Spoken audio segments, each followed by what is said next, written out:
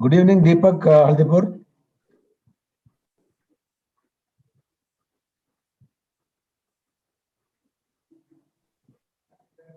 Good evening, sir. Good evening. Hi, good Thank you for evening. joining. Good evening. We'll start exactly at 7:35. It is 7:30 right now. Yes.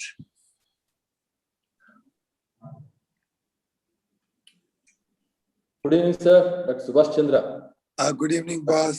Good evening, sir. Good evening. Deepak, Sattur this is, Sahib idare. Dr. Basavangouda. Basavangouda idare. ನಾನು ನಿಮ್ಮನ್ನು ನೋಡಿ ಹೇಳ್ತಿದ್ದೆ Praveen idare. Subhash Chandra idare. Alva. Yes. Good evening, doctor. Thank you. Good evening, sir. but Now I am Dr. Basavangouda. Deepak looks much younger than last time. That's what I was just Okay. So now all the panelists are there. Yes, sir.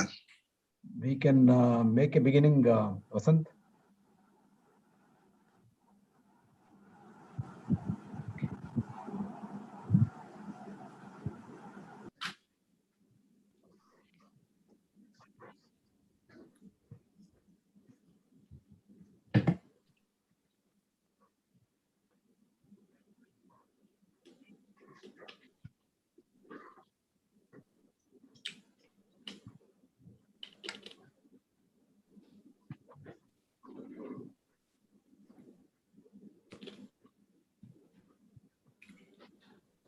You're all participants. We will be starting the program in another 2 minutes.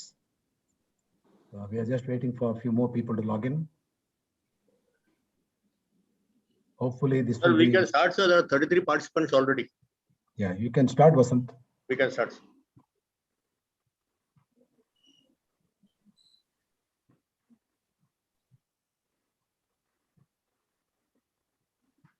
Good evening, everybody, and warm welcome to all doctors. And thank you for Dr. Vasavangouda, Dr. Sattur, Dr. Subhash Chandra, and Dr.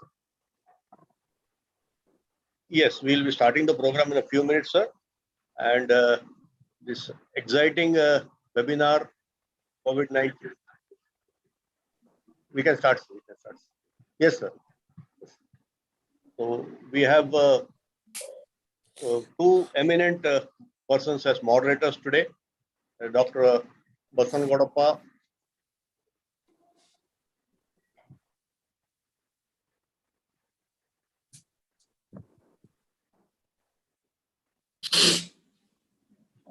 As you know, Dr. Basavangouda is the Principal and Dean Faculty of Medicine, JSS Medical College, and he has got 35 years of teaching experience.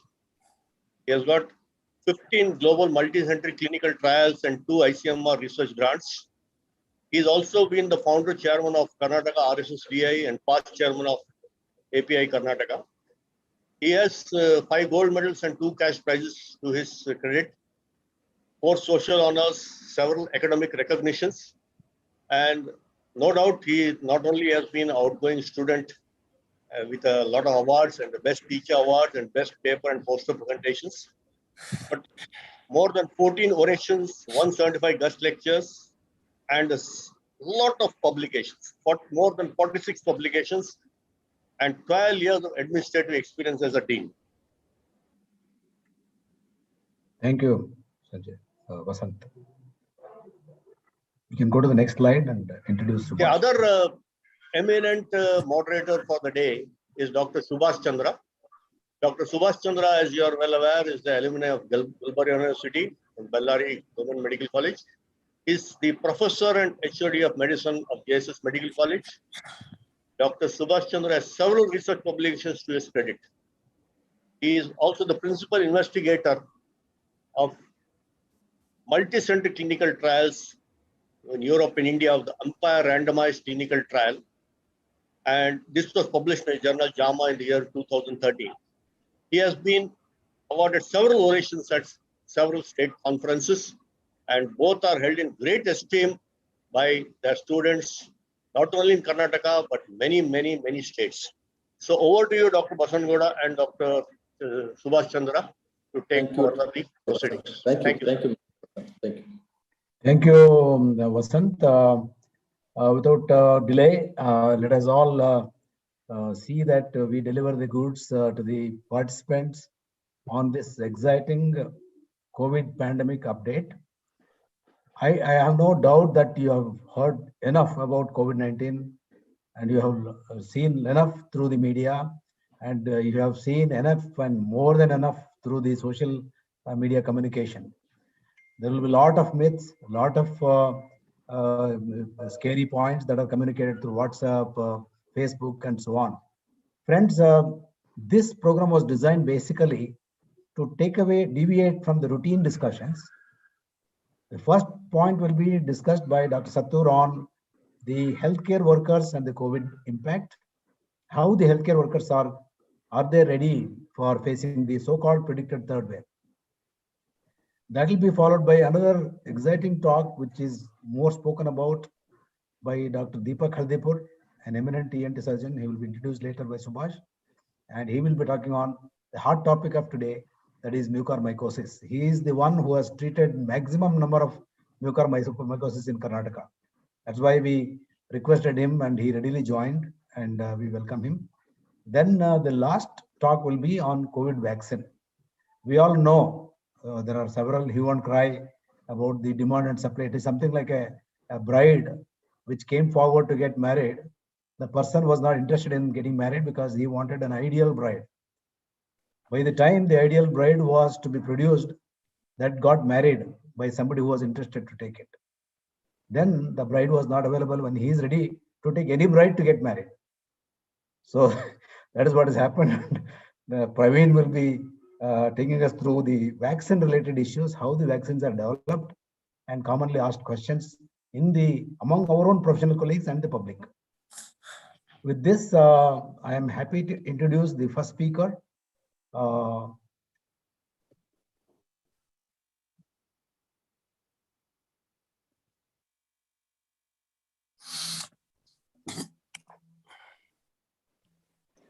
Dr. G.B. Sattur, he doesn't require any introduction to anybody in the state as well as in India. He's an alumni of KMC, Hubballi, and he obtained his MRCP. He was there in UK for some time.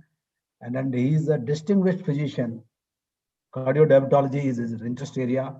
And he's been recognized by several awards. Mention a few of them. He has been awarded a distinguished BC Roy Award, Suvarna Karnataka Rajyotsava Award, Vaidya Ceremony Award, and this is only tip of a small iceberg. But his enormous capability as a great communicator to the community, to the students, to the professional colleagues, and he's got extraordinary orational capabilities. He's also secretary of Asha Heart and Diabetes Foundation and founder president of Cardiological Society of India, North Karnataka branch. He was a past president of Karnataka API, and he has several recognitions in the social platforms. And more than that, he is a very good friend of mine, very humble, nice person, always pleasant person to all of us. And then he will be taking us through the impact of COVID-19 on healthcare workers in India. And are we prepared to face the third wave? With this introduction, I request Dr. Sattur to take it forward, and later on, Dr. Deepak Haldipur will be introduced by Dr. Subhash. After his initial remarks, I will be requesting Sattur to share his slides and start presentation. Yeah.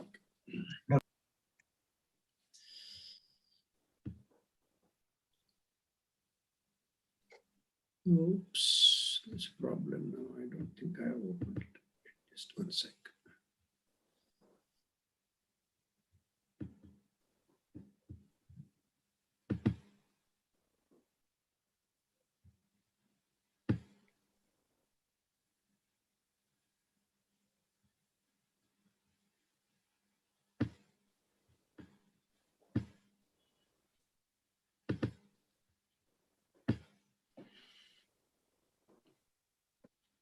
Yeah, am I visible? Is my your slides are visible, Sattur?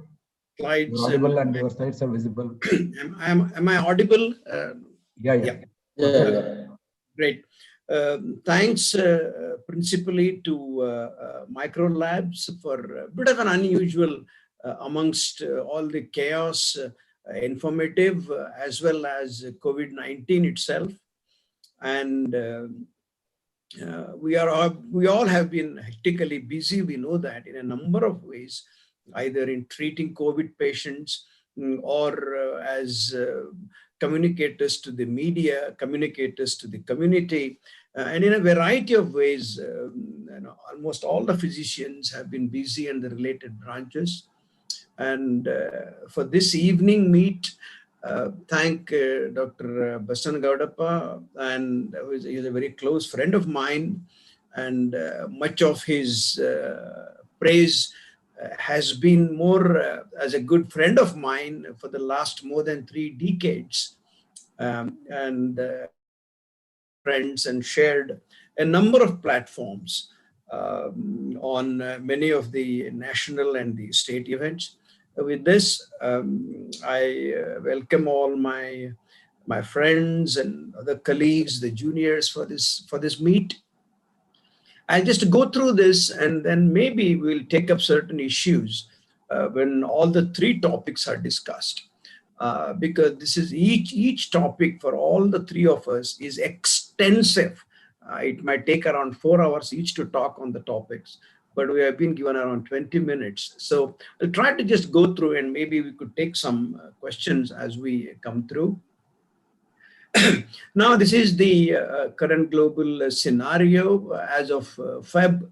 And all this is only a rough idea of what is going on, because if you just see here, the Southeast Asia region and the African region, we really don't get the right right number of people that are affected by the disease.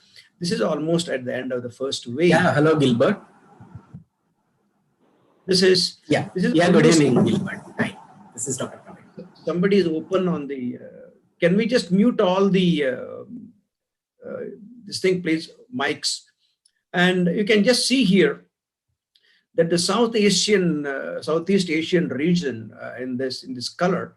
We thought we were all through somewhere in November, December, but you could see that certain things were lurking, and we tremendously relaxed over here.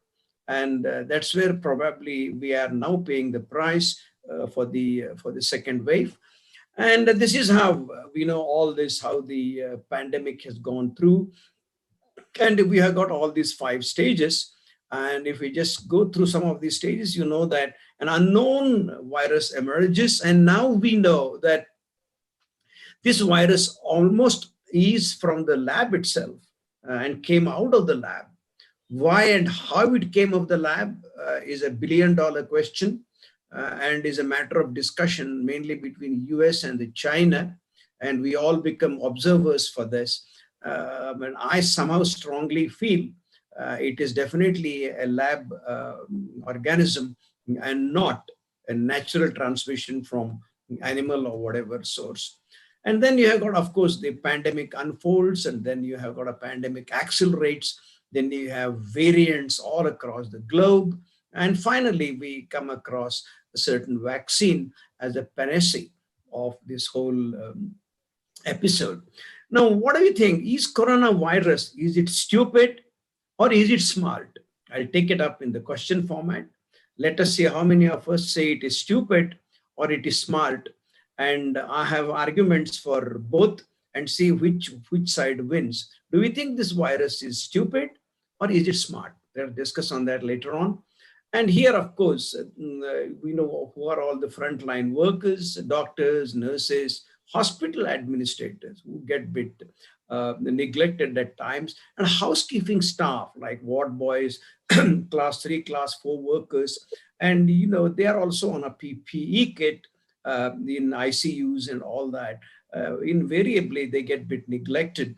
And admitted staff of the hospital, then community-based health workers like ASHA workers. And, even these people go on visiting homes. And we know that the current double mutant transmits from 1 to 16 people, which means if one guy is affected at home, he will transmit to around 16 people. So that's how infectious it is. And of course, ambulance drivers are potentially in risk, and the pharmacy people. So this impact that we can see on healthcare workers is multidimensional, multi-sectoral, long-lasting, determined by multiple factors, has a large spectrum, but fortunately, much of it is preventable. We can see very much here. You can see that the pandemic has totally devastated on a U.S. healthcare. This is just a data from U.S., but none of the countries are very different from what you see here. You could see that the nurses outnumber physicians, almost twice the number of the treating doctors. The nurses have died. I think this is an extremely important issue. I really do not think that nurses get as much importance in India like they would, for example, in UK or in USA. So I think this is something that could come up for discussion, and we should take this point to the authorities that they definitely need a bit of a better concern. And we know all this, that around in the second, in the first wave, there were 748 deaths. And so far till 3rd June, there were 624 deaths. So if the curve were to flatten somewhere towards end of June, then maybe this will be around 700. So deaths have been fairly almost pretty high in both. We have lost a lot of our colleagues in this, right from around 25, 26-year-olds to 70 plus years of our colleagues. But it is extremely unfortunate, and this will be dealt with by somebody dealing with the vaccines later on. But as far as I get the note here, around only 66% of India's healthcare workers. And till the other day, I think only around 45 to 50% of the doctors had vaccinated themselves, which I think is an appalling figure, which is absolutely an insulting figure to the very medical fraternity. I really don't know why many of our colleagues got scared. Is it because of certain neurological conditions like transverse myelitis, which was AstraZeneca's, and that Covaxin wasn't really, even now hasn't gone through the complete phase 3 trial at all, let alone phase 4. So maybe then many of our colleagues had doubts, and probably unwarranted doubts to a great extent. And this is a bit alarming. Only 3% of the doctors who died had received both the shots. So which means large number of deaths occurred in our colleagues who were not vaccinated. I think this is a very important take-home message. And of course, we have got certain high-risk group providers. You can see that there are many doctors who were called back in certain states who are 65 plus. Some of them could be immunocompromised, and some with those of us with loved ones who are immunocompromised. These people lived with those immunocompromised people and automatically became carriers. And also we may be fearful of contaminating these populations ourselves. So these high-risk groups are definitely something that we need to worry about. And infodemic is something that has picked up this word with the pandemic. This word has become very popular throughout the world now. And this is a misinformation and overload of information. And India is known for misinformation, various beliefs which date back to 10,000 years. And then they had some meaning, and now they have lost the meaning and continue to be as some sort of misbelief or a misfaiths. And the media is invested in making profits through viewership and clicks because they want to increase their TRP, and thereby, try to give breaking news every 2 minutes. Information is being sensationalized at times. Some information is simply false, and this can be frustrating as a provider. We can see here in the corner, it was tremendously misleading that coronavirus has killed as many people as the Spanish flu. And in fact, initially you saw that Go Corona, Corona Go was extremely popular. Many believed it. And I don't need to tell more about this man. who is against the allopathy and but is trying to open MBBS medical colleges, allopathic colleges, the most controversial figure, but highly influential at where it matters. So he may be right in his own way, not that I undermine homeopathy or any other science. They may have good drugs, like, for example, digoxin. It was a plant, if you remember. So, we really can't look down upon non-allopathic sciences, but the way they try to sort of picturize it is a bit unfortunate. And in Andhra Pradesh, there was a cow dung application, and they thought cow dung will kill the corona. And then even many people tried to sacrifice the goats, expecting corona would die with that. But somehow Gabbar came back with a good note. जब बच्चा बाहर से आता है तब माँ कहती है हाथ धो ले वरना कोरोना वायरस आ जाएगा. So we have some nice pickup lines which have become very popular on the radios and have helped. But unfortunately, misinformation that is generated in India has resulted in mistrust in governments, public health authorities, and science. They always think politicians are not doing the right job. Why oxygen has not, maybe there are certain lapses, I don't say no, but you can't expect overnight from say around 900 tons of liquid oxygen to 9,000 tons overnight. That can't be done on any plant. And then certain drugs like lysosomal amphotericin B, for example. I mean, hardly a couple of companies do it. And in my 36 years of practice, I don't think I have used it more than about 30, 40 times. So, yeah, I mean, we rarely use these drugs, and now there is a tremendous need. So I don't say that whatever government is doing is right. Nevertheless, this misinformation generates a bit of a mistrust. And then, of course, as I already said, we always blamed China. And in some places, in some country, Chinese had to undergo, especially in the US, there was a tremendous prejudice. And we all know that it hasn't been very easy. Even in India, we have got the advertisement which keeps on saying, don't segregate people on community, treat each patient with an equal amount of interest. So I think these are all very important points, take-home points. So what are the areas where there is an impact on all we people who are working with the COVID? There is definitely an anxiety because it's a new work setting. There's definitely some amount of psychological trauma. And as I already said, lack of adequate resources to provide for the sick, anxiety to work naturally in a new work setting, exhaustion because you are not allowed to leave the premises because it was weekend duties are very common for all of us in post-graduation, if you remember. But working with a PPE for more than 12 hours, we are supposed not to work beyond 6 hours, ideally according to CDC. But unfortunately, we know that we are pushed to work, many of us, even beyond 12 to 18 hours. So exhaustion is tremendous with this.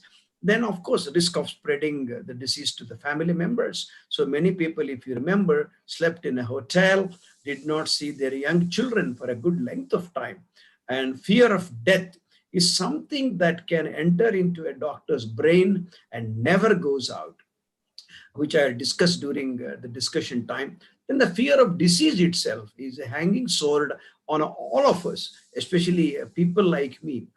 When HIV was prevalent, I was so dead scared. Every patient I thought who came to see me had HIV and ended up washing my hands around 50 times a day. So, I mean, this fear of disease is very bad with many of us.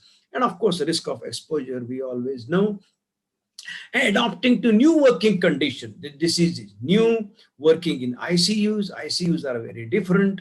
Isolation wards, very unfamiliar, lack of adequate knowledge and skills on how to work. We are still learning. At the end of almost 1 year, we still don't know what is this virus. We still don't know which drug acts. We still don't know how long after one recovers the virus is going to stay in his body. We still don't know how long vaccine works. There are many unknown factors. So that is because of the lack of adequate knowledge, despite a tremendous advancement in 9 months. The amount of literature that you see on COVID, almost by the time I finish my lecture, won't be surprised. There are more than 100 papers being produced all over the world on COVID and its related problems. And of course, you get new colleagues, and with new set of colleagues, you have to work with them. And the technology is not very easy. Recently, we conducted how to manage the ventilators. It was attended by almost 1,600 doctors in Karnataka, meaning it is not easy. You can't expect a physician in a periphery to handle NIV. It isn't easy at all. He has to know settings. So there are a lot of things that we need. And collateral damage is something very, very unfortunate. All our attention has gone towards COVID, and the non-COVID diseases have definitely taken a heavy toll. Look at that. There is almost during lockdown, you can see that there's a 40% decrease in the non-COVID patients. And what about the hospitalization among the poor? Declined by 64%. And look at the tuberculosis cases. In April 2020, it was 84, lower than in April. And one recent study estimated 95,000 additional TB deaths over next 5 years due to collateral effects of COVID-19. So I always ask people, there were people who used to do 12 angioplasties with stenting a day. And now they even don't do 3 plasties a day. Where are all these MIs gone? Where are all these malignancies gone? So there is a tremendous non-COVID chaos. And this is, everybody knows this. I just put it because very unfortunate, quite a few of my colleagues, somewhere in October, November, December, when first wave had come down, they went around flashing this surgical mask, which was extremely unfortunate. Some of the senior colleagues did this, which was pretty hurting to me, but I couldn't say anything. So this sort of a callous behavior on part of an educated masses like us is not really good at all. And we know that this doesn't fit tightly. We know it is really not good for virus at all. Of course, N95 mask we are all supposed to wear. And if you are treating COVID patients, of course, you need to go through one of these respirators and PPE kit, which is specially meant for patients treating COVID patients, which needs to be disposed of properly. Otherwise, that itself, kit itself can become a nidus for spread of the disease. This is quite interesting here. If we can see here, the top block is the positive cases among the healthcare workers, and below is the death rate. So almost you could see that the death rate has been in keeping with the number of doctors that are affected. But there has been somehow a bit unfortunate that something like in Southeast Asia, you could see that death rate was probably a lot more than what one would expect from the number of doctors affected by the disease. So whether was it a mutant strain, or is it our own reduced immunogenic ability to face the virus, I really don't know. But equally in Europe and America, death rates have been very high. Now, what are the dilemmas for healthcare workers during COVID-19 pandemic? Of course, allocation of resources, where in charge people like Basangauda come into picture, and it isn't easy at all. Now, government is trying to appoint, for example, an IS officer to BIMS in Belgium. So it is not very easy, but things had gone too haywire there. So probably an IS officer is needed, but nevertheless, it won't be easy for him to manage this whole diagram that you can see, which involve decision-making, care of severely unwell patients who should go to ICU, who should remain in the ward, who are in CCE, who should go to tertiary care, balance physical and mental health need of workers. So as a man who is in charge of the hospital and the whole premises, has tremendous work to do, along with aligning, of course, the patient needs with the family. This forms a very important segment, because in India, we know that the people trying to assault doctors, despite telling them, despite video recording, that your patient is not going to survive. But unfortunately, in India, they are more hearty than brainy. The relatives want a 99-year-old man with a multi-organ failure to survive for another 5 years. So if the 99-year-old man dies in the US, they thank the doctor and give him a bouquet and some sweets and saying, "Oh, doc, you took a tremendous care of my dad." Whereas here, at 99, he dies. How did my dad die? He would have survived another 5 years. He was talking to his grandson before getting admitted. So this is an Indian psychology which needs a tremendous U-turn. I really don't know. Government is not strict with the rules, and I think we really need to go all the way. Maybe award Wapasi may be a good idea by all the Padma Shri, Padma Bhushan awardees.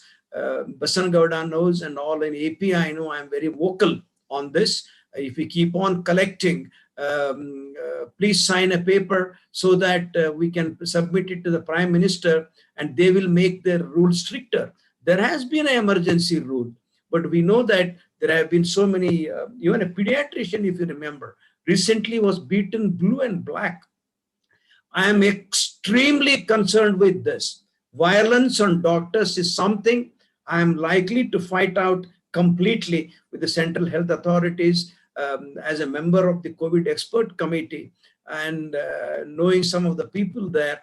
I really want to take it. Let me promise all my colleagues on this platform, on the podium, this is my current passion, that my junior colleagues are saved, the females are saved from the slapping and the rape threats, and the male doctors are being saved from a tremendous mental health injury. Of course, this is, I don't need to go into all this. People stand for a long time on a PPE. You get a strained back, you get leg problems, and of course, monitoring the machines and all that, your eyes get strained, accidental sticks and pricks. So these are always there. So not much about it. Insufficient resources, we know all that. Lack of PPE.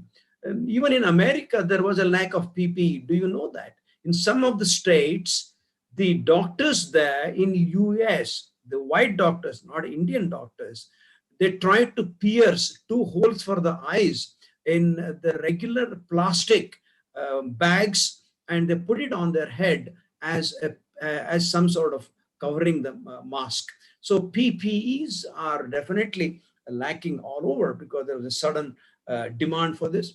And same thing with masks and sanitizers, gloves, at least, and etc. A lack of emergency medications and ventilators. But unfortunately, ventilators in India have rusted in many states because we don't know how to use them. And of course, oxygen, we know what sort of a problem it created. Ramdev Baba going and saying, God has given so much oxygen around, exposes his ignorance that the oxygen in the atmosphere is only 22%, while a patient with COVID needs 100% oxygen.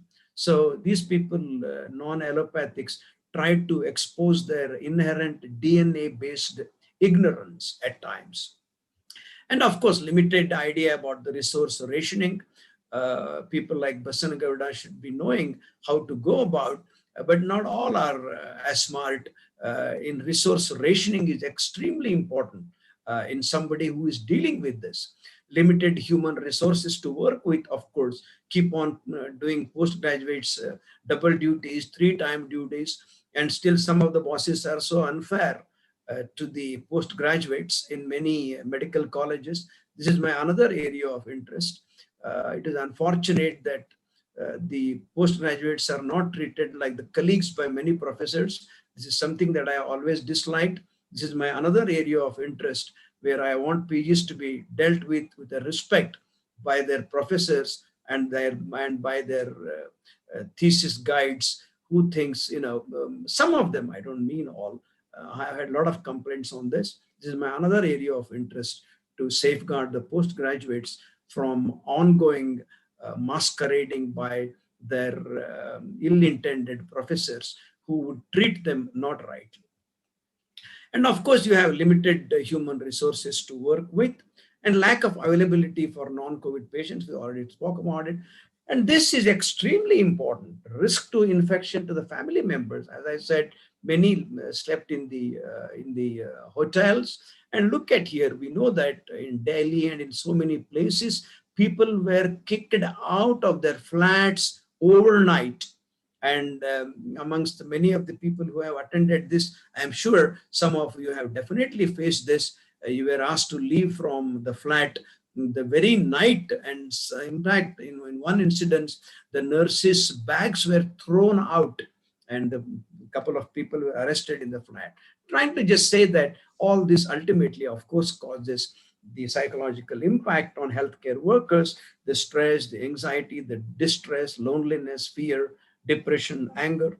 And of course, we know all this. Anxiety, depression are very common, almost around 50%. Insomnia is also common. And there is something that has newly come up with COVID-19 called post-traumatic embitterment disorder. This is very important for us to realize. This PT is a new subgroup. What is this? It is a result of a prolonged exposure to stress and a mental trauma. It is emotional quality is a mixture of anger and hopelessness. What is a typical case then? Imagine you are a nurse required to triage COVID-19 patient. You are inside a crowded emergency and you really need to decide, and you are in a situation where you've got to ventilate a person with the highest chance of survival. You have never faced such a situation. You have two people, an 85-year-old guy who needs ventilation, a 28-year-old guy. Can you just say no to 85-year-old guy and take this 28? In abroad, the 85-year-old people volunteer. Please don't put me on ventilation. But as I already said, 99-year-old guy, relatives want him to survive another 20 years in India. So this sort of syndrome, I am not surprised, is extremely bothering in India. And of course, compassion fatigue. We know all this. We all know that empathy is a key quality, especially in the nurses and probably among the junior working staff. And this is another term that has recently been used, presentism, being at work in the body, but not in the mind. Look at this nurse who has been working for such a long time because of the staff shortage, and she is forced to work overtime. Presentism is 4 times costlier than absentism. Look at this, a beautiful sentence. You better remain at home rather than be on work and cause some problem. Of course, economic impacts are always known. You get salary deductions and some people may not get paid at all. Of course, ethical dilemmas always there. And impact on women healthcare professionals, like some of them even in fact during the monthly cycles may have to be on PPEs. They don't want to talk about it. There are many mothers who find it difficult to breastfeed their children, and child rearing is heavily affected, especially when initially all these breastfeeding women were not given vaccine, and later on Covishield and Pfizer and Moderna vaccines were allowed to be given to these people. So you can understand how a woman doctor or a woman nurse had really to go through all this, and apart from natural feminine instinct of multitasking. And of course, we know all this to reduce the impact. We need to think of take care of the mental health resources and short-term, long-term individualized wellness programs and organizational strategies to optimize wellness regarding nutrition, exercise, mindfulness, sleep quality, reducing burnout, and also accessible PPEs and opportunities to research and implement telepathy, reduce stigma on mental health symptoms. And of course, we know all this. This has been what has been practiced in the AIMS there. I've taken it from AIMS Delhi protocol, where the ambulance come from a different entry, while public comes from a different entry, and the doctors enter from a different entry. So this is very important. May not be possible in all the hospitals to do this. So protecting our employees' health is very important. To emphasize the hand hygiene. Unfortunately, I have seen many doctors not washing their hands properly. So this is very important. So at least after this lecture, I'm sure some of us or many of us would start being particular on hand hygiene, especially if you're going back to your young children and carrying them. Be very careful. Install barriers to limit contact with the parents at the triage cohort COVID-19 patients. Limit the numbers of staff providing their care, and in isolation wards, you need cohort staff working. And of course, we know that surgeries, elective surgeries are to be postponed. I don't need to tell all this. Take precautions when performing aerosol generating procedures. Operating room should be allocated and signs posted on the doors to minimize the staff exposure. If no GA, patient should continue to wear the surgical mask. If general anesthesia is used, place a HEPA filter between the Y piece or the breathing circuit and the patient's mask, endotracheal tube, or laryngeal mask airway. If available, use a closed suction system during airway suctioning. These are very important, although most of us are not concerned, but maybe that many of our colleagues may also not be aware.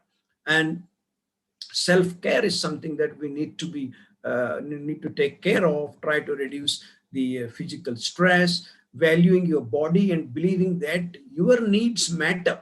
If you try to be like a hero and say that I don't get this, I do workout and I'm very fit, I don't get this infection and all that. So don't try to be a hero. Any one of us is equally prone to get infection. Recently, one of my patients, who was 31-year-old, almost built like Salman Khan, no comorbid conditions, died of COVID. So no one needs to take really, it's a request to all my colleagues, please take care, extremely important, your physical health and your mental health. Ask yourself, how is my body doing right now? What can I do to make it feel better? Self-replenishment is all about refilling your energy, self-refreshing activities. Of course, on PPE, you are not able to eat something. Always, for example, you could eat protein biscuits. Even if you eat around 4 biscuits, it gives you around 60 to 80 calories. So try to do all these things. So limit time spent listening to or reading negative news. In one of the hospitals recently, a junior doctor had to certify 6 deaths in 1 hour in ICU. Imagine his mental condition. So these are all certain things that we really need to be very certain and be non-judgmental and self-supporting. Resilience is very important. We need to have a higher resilience than the lower one, because if you have a lower resilience, you try to passively cope with the situation. I'm on a duty. Oh my God, whole night duty. I'm going to be exposed. As against high resilience, active coping. I know I'm treating these people. I'm learning from my experience. So I think this is a very important slide. Have a bit of a high resilience and not a low resilience. Of course, coping mechanisms, we've already gone through. I don't want to go this. Hardiness. What is hardiness? Is giving your best effort even when it is tough. A very nice word I liked. I learned it recently. Focusing on what you can control in your situation and view difficult situations as learning opportunities. Don't run away from a difficult situation. Always ask yourself, why is it important for me to keep going, and how will I learn and grow from this challenge? This is not for junior doctors. It is for professors of surgery, medicine, and even for the senior lot, because COVID-19 is a new experience. And Department of Psychiatry, there are in India certain 5-star institutions like AIMS have their own department. This is taken from US. They have got a common hotline. There are many hotlines in each state and in each university. So probably if we don't have, I think we really need to have a behavioral therapist and some sort of a psychiatric help to our colleagues in need, because not less than 50% of us have some sort of psychological trauma, even though we are not in ICU. Now we come to the second part. Will there be a third wave? Ask the astrologer, is my answer. However, What about the third wave? Many of us expected the second wave, but felt that it may not affect India, but we know that it affected. So similarly, it all depends on how we go. The positivity rate in June, July, August versus December, January, February. That will depend and probably decide about the third wave. However, about 4 days ago, State Bank of India warned, that the banks give as better result of a trajectory than either the IITs or even our own sort of speculation. This is by the SBI. The third wave of the novel coronavirus in India could be as intense as the second wave, and it could last for an average duration of 98 days. However, I am one person who take only 50-50 of the third wave. If we are through by end of June and we try to remain flattened around July, August, September, there may be a good chance that we may not have a severe third wave. And I don't believe that the much of strain is going to be on the children. It looks to be a bit of exaggeration. I think children are as susceptible after second wave as adults. So we definitely need to be prepared for it. And we know that Japan is, of course, going through the fourth wave. So once you have third wave, what prevents you from getting into fourth and a fifth wave? That is anybody's guess. But however, like that along the line of LOC, along the Pakistan border, there is always 24/7 guard. So similarly, I think we definitely need to be ready for the third wave, whether it comes or not. And availability of evidence-based management, a lower scarcity of PPE we should take care of, gloves, we have 5 months from now, availability of effective COVID-19 vaccines. There will be a topic on vaccine which will be talked later on. Health workers have developed used to attitude. So this has to go. Increased support from the hospital, management and administration, and of course, health insurance facilities for healthcare workers only during COVID time. Can we insure ourselves for 6 months period? And negative aspects, of course, work-related burnout has increased in magnitude. Loss of close ones in the second wave has made the mental health worsen, which will affect the third wave. No structured mental health and wellness supported by the governments. As I said, we really need to take care of this. We'll discuss that later on, how central and state governments can help us. Large expectations from community, lack of, and at least if our community stops beating the doctors, I'm very happy. Let them not give money or bread to us, but let it stop bleeding us. Lack of satisfactory security assistance, all these are important. And how to overcome, designing and implementing clear-cut guidelines, proper training for the healthcare workers, establishing proper mental health care system, and building confidence among the healthcare workers. And of course, vaccine somebody is going to talk about. And as of May 31st, we know that we have vaccinated only 5%, and the Prime Minister has promised, I'm sure they are all very active, the vaccine for in India and for Indians. And between August and December, they want to vaccinate the remaining around maybe 90 crore or so. Maybe post-COVID, we may go into robotics, lots of robotic varieties. This is already coming up in post-pandemic world in America and in China. And there are robots that go from room to room in ICUs and in the special wards in a high-risk group, where a robot man goes, knocks on the door, delivers the food and comes out. So this is happening more in China. This is coming up in US, but I think it's going to be a dream in India unless tremendous efforts are going to be made. So as the Director General of WHO says, no one is safe until everyone is safe. However, there is a light towards end of the proverbial dark tunnel. And one could definitely be very optimistic that we will win over the COVID situation and will protect ourselves. Thank you very much. Dr. Sattur, thank you very much for that extremely exhaustive coverage on impact of healthcare workers on by COVID-19 pandemic. You have covered most of the aspects. I fully agree with you about your statement that our colleagues themselves have got extremely different pole of attitudes. One, they are very casual. Another is very extremely scared. Some of those who are very casual and they didn't take vaccine when it was available. They were in dilemma whether it will protect or not. There were limitations, short supplies, and so on, which you have highlighted. Risk of infection was a more fearful thing. Taking it home was another part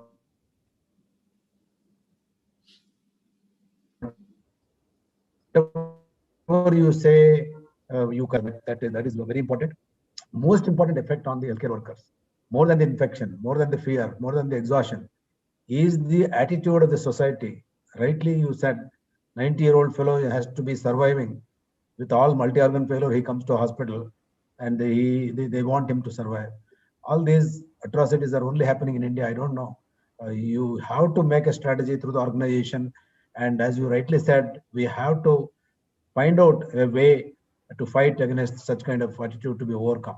Though legally they say we will take action and all those things, but I'm not seeing any decline in that kind of attitude from the public. Having taken more time, but that was required. Thank you so much. Now I have a pleasure in introducing the next speaker, Dr.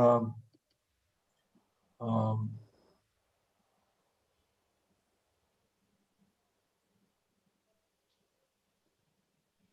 Dr. Deepak Haldipur. I'll request Subhash to make a comment on mucormycosis and request to introduce Dr. Haldipur to the audience.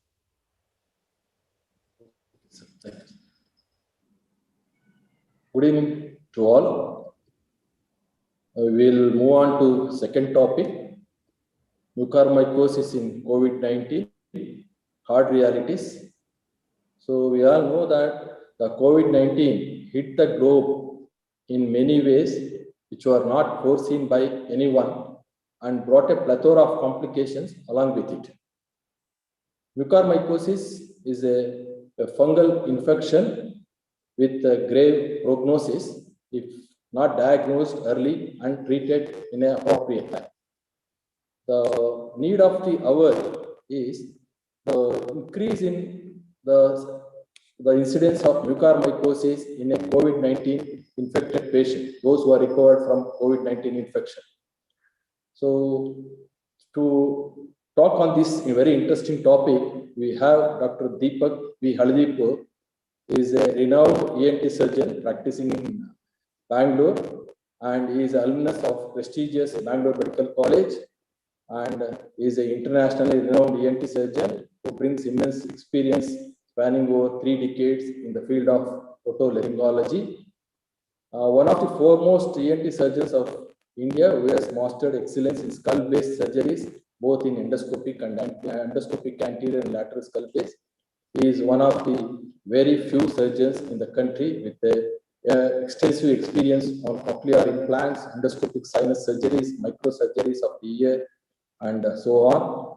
He is the past president of Association of Otolaryngologists of India and also organized innumerable workshops and CMEs and conference at international, national, and regional level.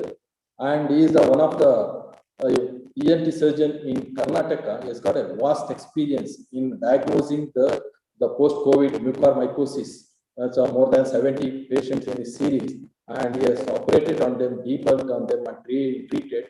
So he has got a vast experience in a short span, and he is going to share our experience of all these patients, and he is going to enlighten us about the hard realities in diagnosing and treating the COVID-19 patient.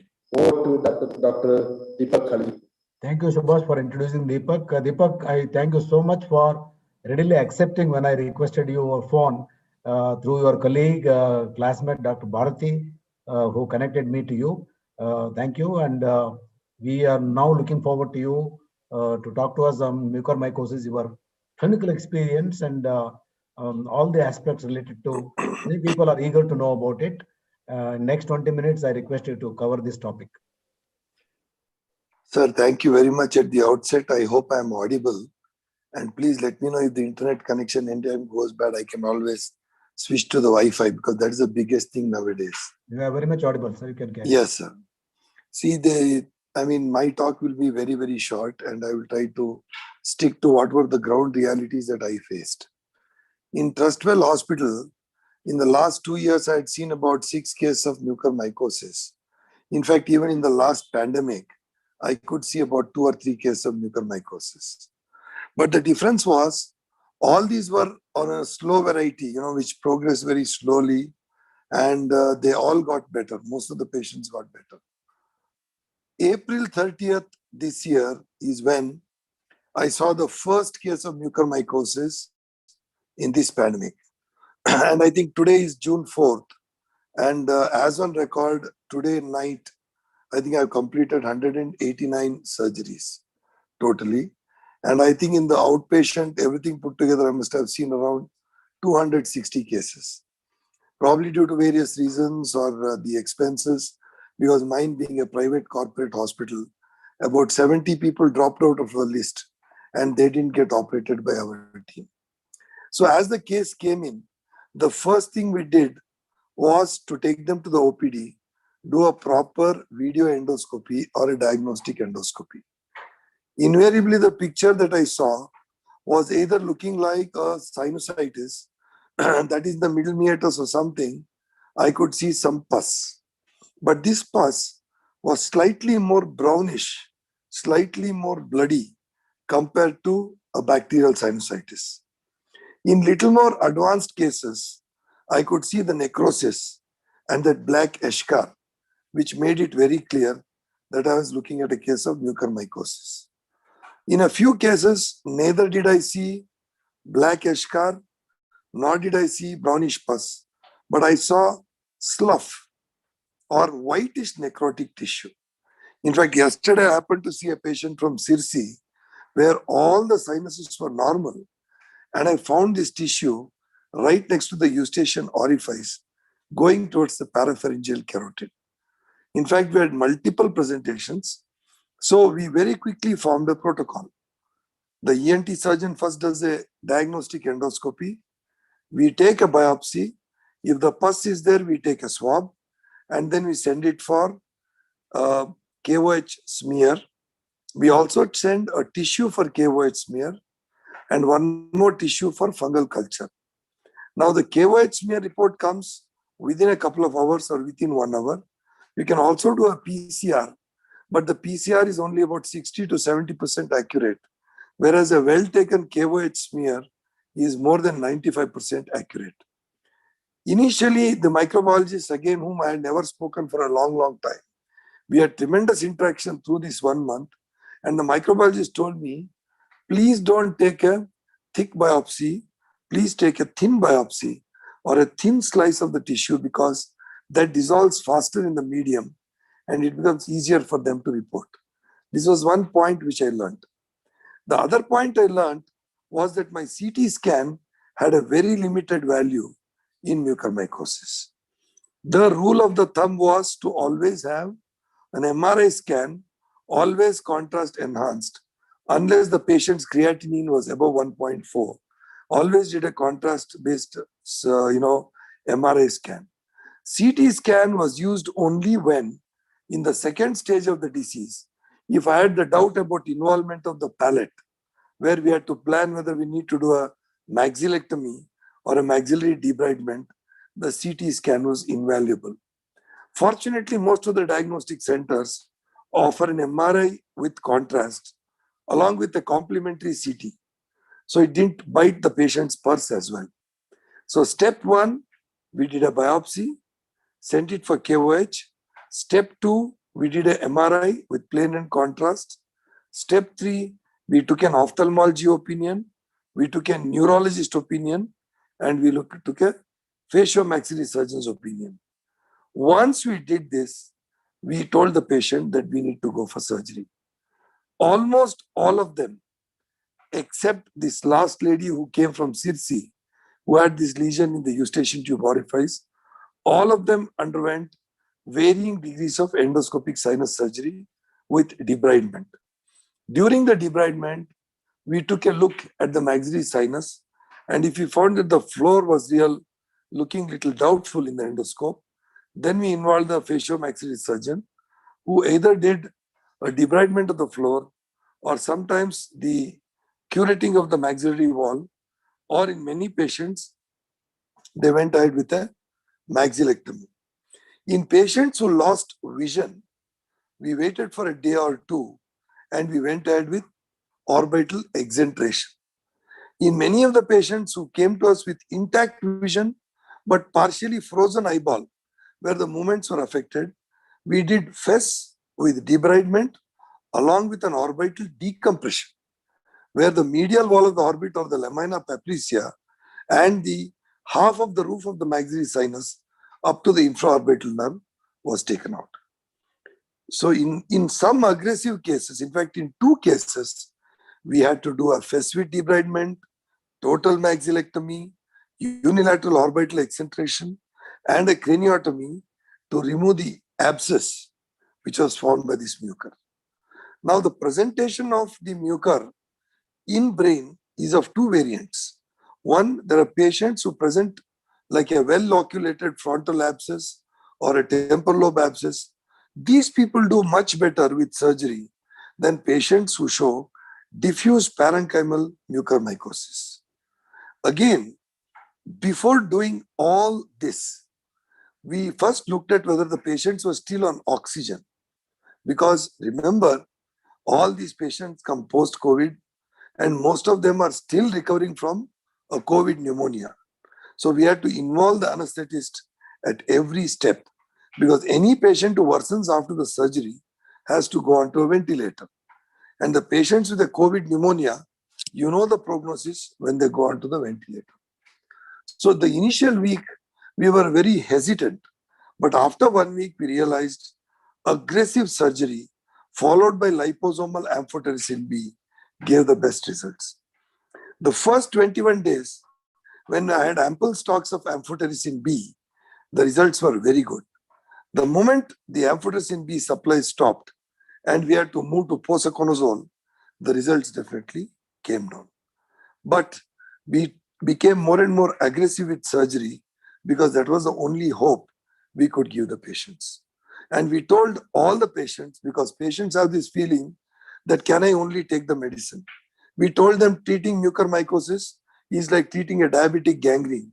And unless you amputate and debulk the dead tissue, the drug is not going to work well. We reserved prophylactic posaconazole or salvage posaconazole or salvage amphotericin B for a small subset of patients who had extensive cerebral mucormycosis, where we thought if we attempted surgery, we would lose the patient on the table. Similarly, we got some patients who are on 15 liters of oxygen or 60% FeO2 on the ventilator with NIV with mucor. In these patients, again, we told the patients that we need a death on table consent. And patients were nice enough to give that as well. I think in that subset, we had around 80% mortality. 10 such patients we operated, we lost 8 and we had 2 survivors. As of now, our overall survival has been around 75%. 25% have died. But I still feel this will settle down to around 35 to 40% mortality if we are not going to get amphotericin. Because there are so many patients whom we have operated just 1 week back. So they are alive as of now. But I'm not sure what will happen to them in the next 2 weeks. It has been quite a horrible experience, to say the least. But then, do we have a choice? Do we have a choice? If the patient was my own relative, what would I do? I always thought of that. And the international literature says the survival rates with the early detected cases with liposomal amphotericin B itself varies from 56% to 67%. So if I can get a survival of 60% overall in this pandemic, again the amphotericin has now become available little by little. But unfortunately, as on today night, I must have done 194 cases so far since April 30th. I have never seen in my life my hospital ward full of 70 Mucor patients at various stages. This has never ever happened in my ENT practice. And we had to make a team of 18 doctors to manage this because we need doctors to do the round separately for the 70 people. We needed doctors to do the diagnostic endoscopy, biopsy. I had to sit and see the OPDs and then manage most of the surgeries. And then the MaxFac surgeon, the eye surgeon who was doing the orbital accentration and the neurosurgical support. We also needed doctors to plan the amphotericin B policy because when the supply was limited, we had to, we had to kind of triage whatever amphotericin we had and give it to those patients who are likely to survive. And convincing the other patients that, look, your patient is very old with advanced disease. It is better we don't give amphotericin was a Herculean task. Added to this, as you know, political pressures where people wanted their patients to get the amphotericin. All these things are still going on. But I can tell you this much. This has been a lifetime's experience for me. In my 31 years of practice, where I was happily doing, because unlike my classmate Bharti, I don't practice oncosurgery. So I was happy doing the cochlear implants, the staphydotomies, the tympanoplasties, the ventral skull-based surgeries on pituitaries, where most of the patients walk home the next day very comfortably. Seeing 20% of my patients losing one eye, about 40% of my patients losing their palate, and about 3 to 4% of my patients undergoing craniotomies with a mortality ranging between 20 to 40%. Believe me, I can't express in one word what was my experience. But I personally felt, having taken the Hippocratic oath, if I don't bite the bullet, who will bite the bullet? I felt like a fire department, which is there in a small town, which, was kept ready for 100 years. And when the fire came in, I cannot run away. This being my, personal experience. I took a bit of a chance. Yes, there is a risk, but somehow from March 30th last year, I didn't stop my OPD on a single day because I had to manage the tracheostomies. There were nasal bleeds. There were foreign bodies in the throat. There were retropharyngeal abscesses, parapharyngeal abscesses, and Ludwig's anginas. And you know that this wretched virus spreads the most through the nose and the throat. And it spreads faster when you use, the surgical debrider systems, the micro drills, because of the aerosol creation. But you call it as providence, you call it divine help, or maybe the basic protective action I took. Touch would have been fine so far to speak to you. But whatever it is, I'm still quite satisfied that as a doctor, when that problem occurred, I was there to do my bit. After all, at 59, one or the other day, all of us have to go. It's not that, we're going to stay here forever. And my teacher, Dr. Madhavaya, always used to tell this. At some point, we all have to go. And somebody has to take the call. Last year, it was the primary workers, the pulmonologists, really, and the physicians. And, they took all the brunt on themselves. And we ENTs were actually in the back seat. So this year, because of Mucor, I had to come to the front row.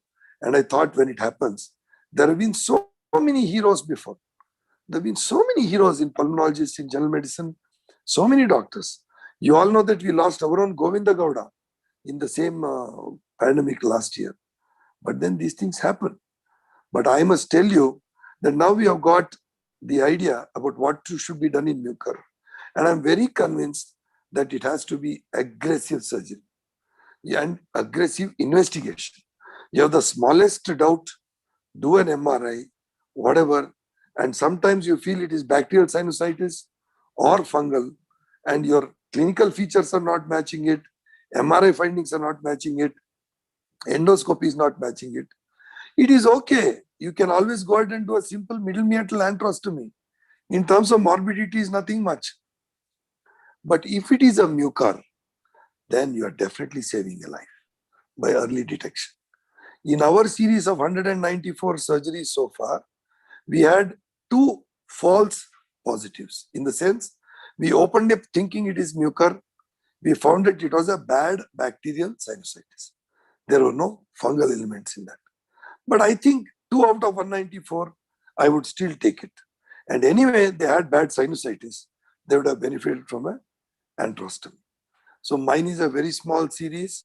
Compared to the achievements you people have done, mine is nothing. Neither am I an academician, nor am I an intellectual, because I've been a pure, blue-blooded private practitioner. Whatever I felt was right, I've just done it. Now, later on, maybe another 1.5 months from now, when hopefully this pandemic of mucor itself ends, I will have enough numbers and exact survivals. But I can tell you, it is between 20 to 35% easily. But then my take, if 2 can survive and 1 goes, I've been an eternal optimist always in life. At least I'm happy that the 2 survived out of the 3. So this has been my experience, basically in the field, because I've been a foot soldier in this work, and it has given me tremendous job satisfaction. I must say this. Now, even I'm not saying I'm supporting attack on doctors. See, attacks, if you notice, if you read the papers carefully, they happen on officers, they happen on police inspectors, they happen on so many. We need to bring strict and stringent laws to do that. And number 2, I've seen doctors somehow, when patients talk aggressively, become very apologetic or become very recessive. Their body language, doctors still, I don't know why, whether they're tied down by the profession or whatever, they're scared to speak up. In my couple of speeches, I went overboard and spoke against the system or politicians, everything. Nothing ever happened to me. It is just that I think we have more fear for speaking for ourselves. We need to speak for ourselves. We need to speak for allopathy. We need not protest on Baba Ramdev. What is Baba Ramdev? Baba, suppose a gymnast tomorrow comments on your science, or some weightlifter talks about your science. I want to talk to you very frankly here. There is a gentleman who's a physician in Mangalore. I don't want to take his name. His initials are BMH. And he talks nonsense about our practice. He says we do it for money. And what have we done to him? I'm sure he's a member of the IMA. When he gets a stroke, he comes to us for treatment. He uses all the allopathic treatments. And he's one of our own brethren, highly liked by the public, obviously. What have we done to him? If we are not able to take action against him, why are we getting so enraged about a Baba? There are so many Dongi Babas in this country.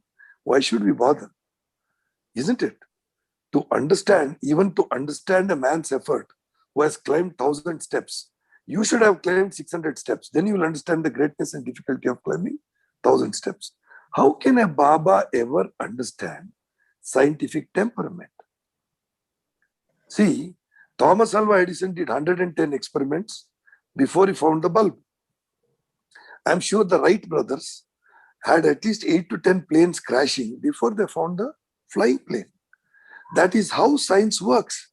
But at least Edison and the Wright brothers had all the time in the world to do the research. This COVID pandemic, since November 9, 2019, has it given us any time? We have been really running against time. So many things have been invented. And we were honest enough to say that remdesivir may not be as successful as it should be. Or we said tocilizumab, maybe. It still doesn't mean that they've all been useless. No. Even now in select group of patients, remdesivir is working, tocilizumab is working, plasma also, in a very small subset is working. Just because our brethren were honest in confessing that these things were not that effective, what is so shameful about it? And how will an idiotic Baba understand this? Why should he bother about it? I don't think that is the issue at all. There are more serious issues. And at the end of the day, 1 or 2 attacks will be here and there because the hooligans will be there. It should not deter us from doing our duty. I don't think so. I don't think, by and large, I don't still feel our public is so bad. It is once in a way, once the incident happens, thanks to WhatsApp, it keeps on getting rotated. And most of the times when you have communicated properly, see, touch wood, till today it has not happened. I may get attacked tomorrow. But can you believe in the last 1 month, if after 25% out of 190 is about 45 deaths. I have faced 45 deaths and not a single relative misbehaved with me. Because at every step, we told them this is this, this is this, this is this. Despite this, if one patient is a rogue, what can be done? Should we penalize the other 99? Not at all. I still feel ours is one of the best professions in the world. It has given us bread, butter, tremendous amount of love and affection of the patients. And this is our time of definition when we have to stand up. And I'm really proud of all our allopathic people that, I'm really proud of our people, all the doctors. I stand by them. Even in my TV channels, I have lampooned all the parallel medicines, including steam inhalation, everything, without hurting anybody's feelings.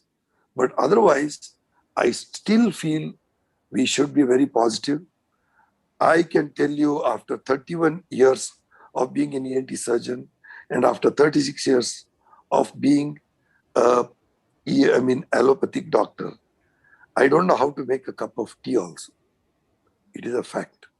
The easiest thing that comes to me is to see a patient, treat a patient. I feel we are all blessed to be in this profession. Notwithstanding 1%. Thank you so much, Deepak, for really encouraging us. And thank you. Request Subhash to summarize, and we'll quickly take up few questions related to your topic. Yeah. Subhash? Shall we take it now or finish off?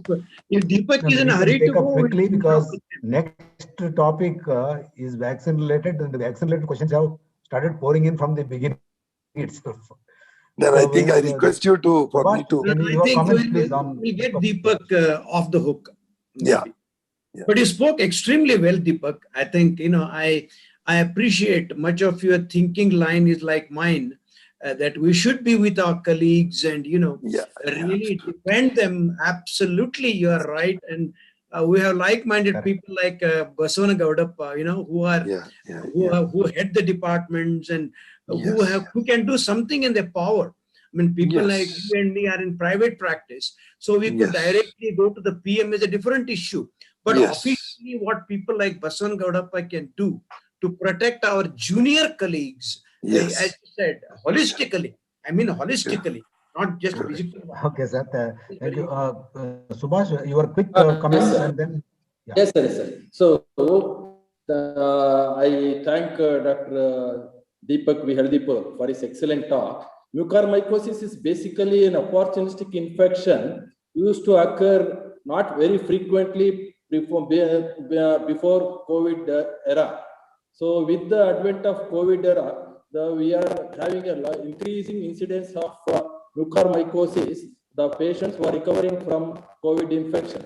Probably because we have to consider this COVID infection is a multi-system. It is not restricted to respiratory system or hematological involvement. Though it is involving basically respiratory and hematological system, it is basically a multi-system disease. It is causing a lot of depression in the immunity of a particular person who has recovered from the COVID. That's why this mucormycosis, once again, earlier, before pre-COVID era, we used to have in a patient who is having a very high diabetic control, uncontrolled diabetes with ketoacidosis, or those who is having stem cell transplant, or this solid organ transplant, hematological malignancy. Now, the thing is, the $1 million question for all of us is suddenly there is a lot of increase in COVID. The patients who recovered from COVID, they are suffering from the mucormycosis. This is the bothering for all our clinicians, especially internal medicine people, the people who are treating basically COVID infection, and those who are all treated with a moderate amount of steroid. And it has shown that steroid usage in a patient with diabetes or without diabetes is very essential. Those who are desaturating to have this mortality benefit. There is the only one which showed that mortality benefit along with heparin, and even remdesivir is only had a clinical benefit. So in the perspective of ENT surgeon, Dr. the Deepak V. Haldipur has given excellent experience, and he is really, I congratulate and compliment him for his excellent work, and he is doing really great work to relieve the pain and agony of the patients, post-COVID patients who are recovering from the COVID. It is like a patient who are recovering from COVID, developing mucormycosis, something like from the frying pan to the fire. So this is the situation. They are recovered from the COVID infection, life-threatening, and land up in either life-threatening, very serious infection with morbidity and carries very serious mortality risk. So I really congratulate and compliment for Dr. Deepak V. Hardipur accepting our invitation and also giving an excellent lecture. Thank you, sir. Thank you, Subhash. Deepak, without a PPT, you have made things so clear. You have experienced, shared your vast experience. I cannot say treating 194 surgeries doing on a mucormycosis in a span of 1.5 to 2 months is a great phenomenon.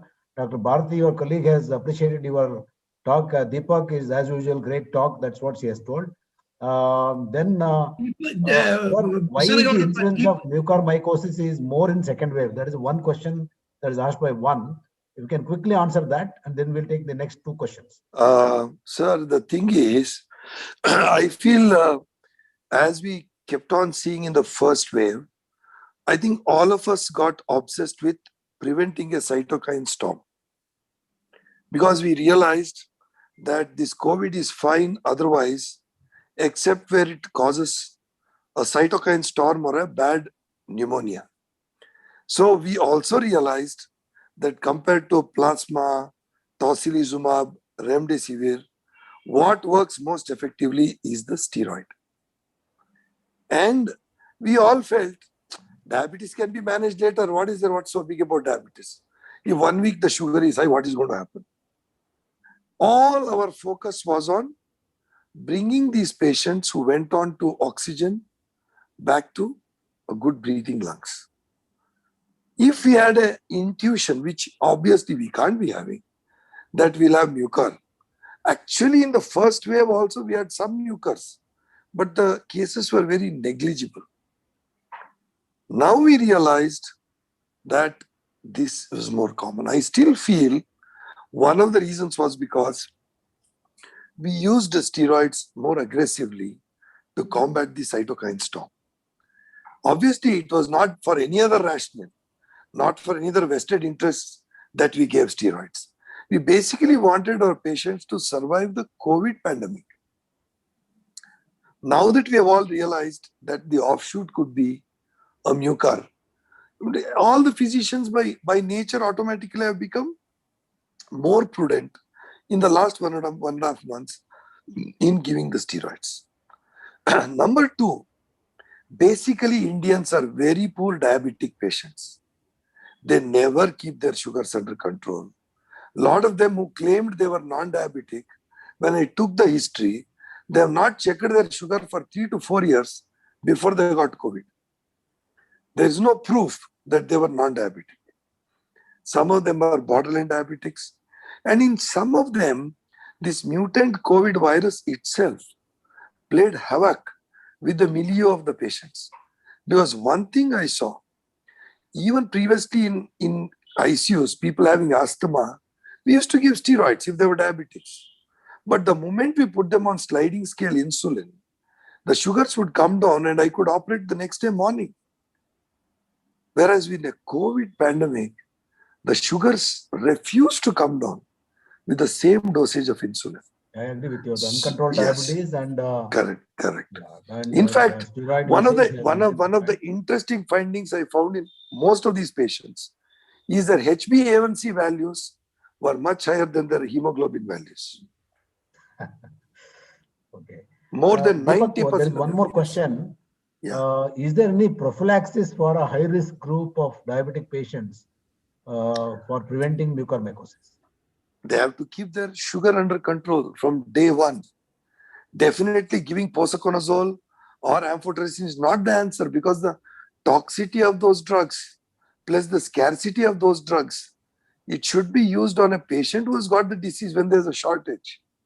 And the havoc again it plays with the potassium levels, the renal parameters.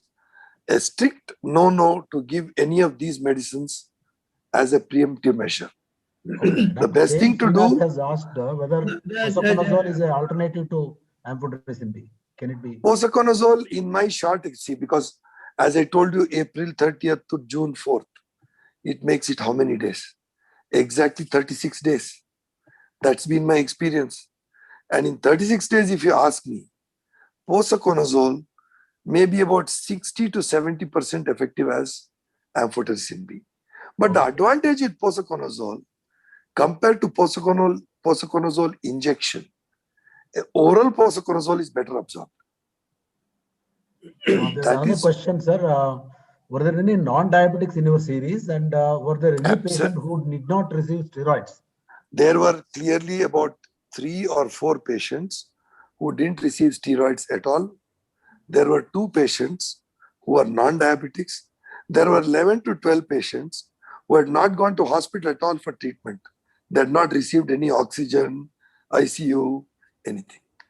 Dr. Deepak, can I just ask one question? Maybe the last one. Please. Go ahead, sir. Yeah. Just want to know, could you suggest, with your vast experience in a very short time, really, and probably what you have gone through the world literature on Mucor. Yes. Is there anything, for example, in a third wave or the post-COVID that you may see a number of cases now in the remaining months, plus the third wave Mucor? Is there anything that you could think, apart from steroids, proper usage, can something, prophylaxis be, thought of?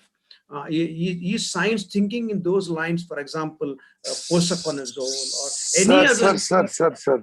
I still feel, because ours was a leading COVID hospital as well. So I can tell you this much.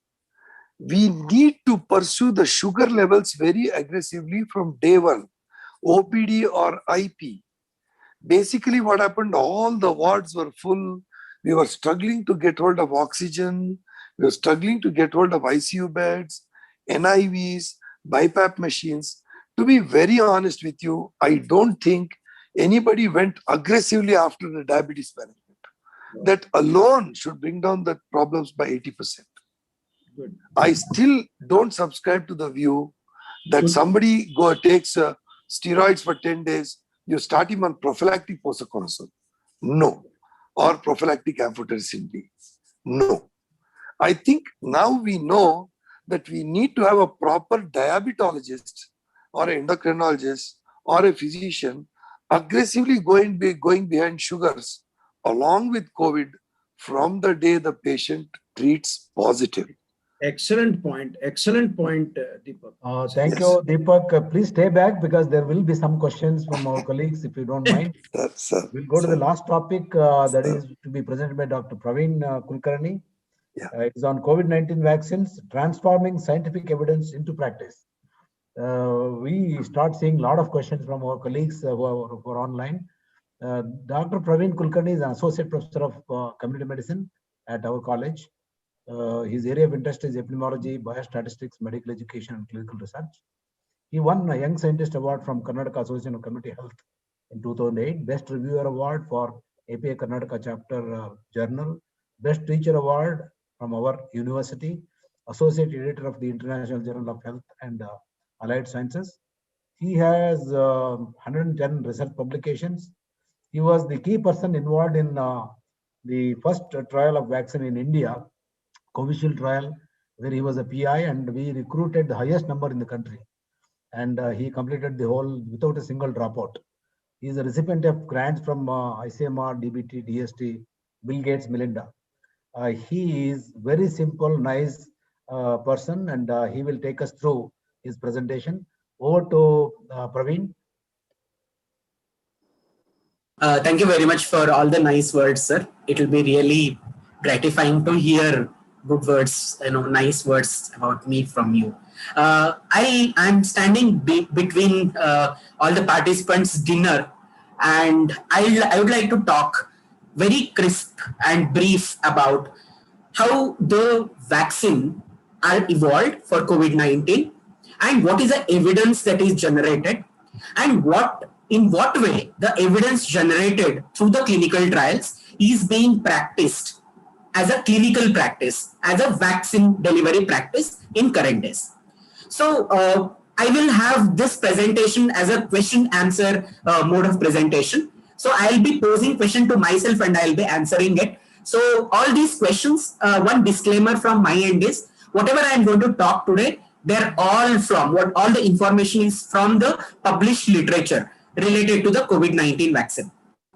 The first question that I'm going to pose to myself and answer, how were COVID-19 vaccines developed? A point that I want to put along another question that we commonly face as people working in clinical research, working in COVID-19 vaccine. So many vaccines were developed taking so many years of time, and COVID-19 vaccine has been developed so fast. Is it really of a great quality? So this is a common question we find at many places. So my subsequent slides are going to answer these questions. The question looks legible. A lot of other vaccines took years together for the development.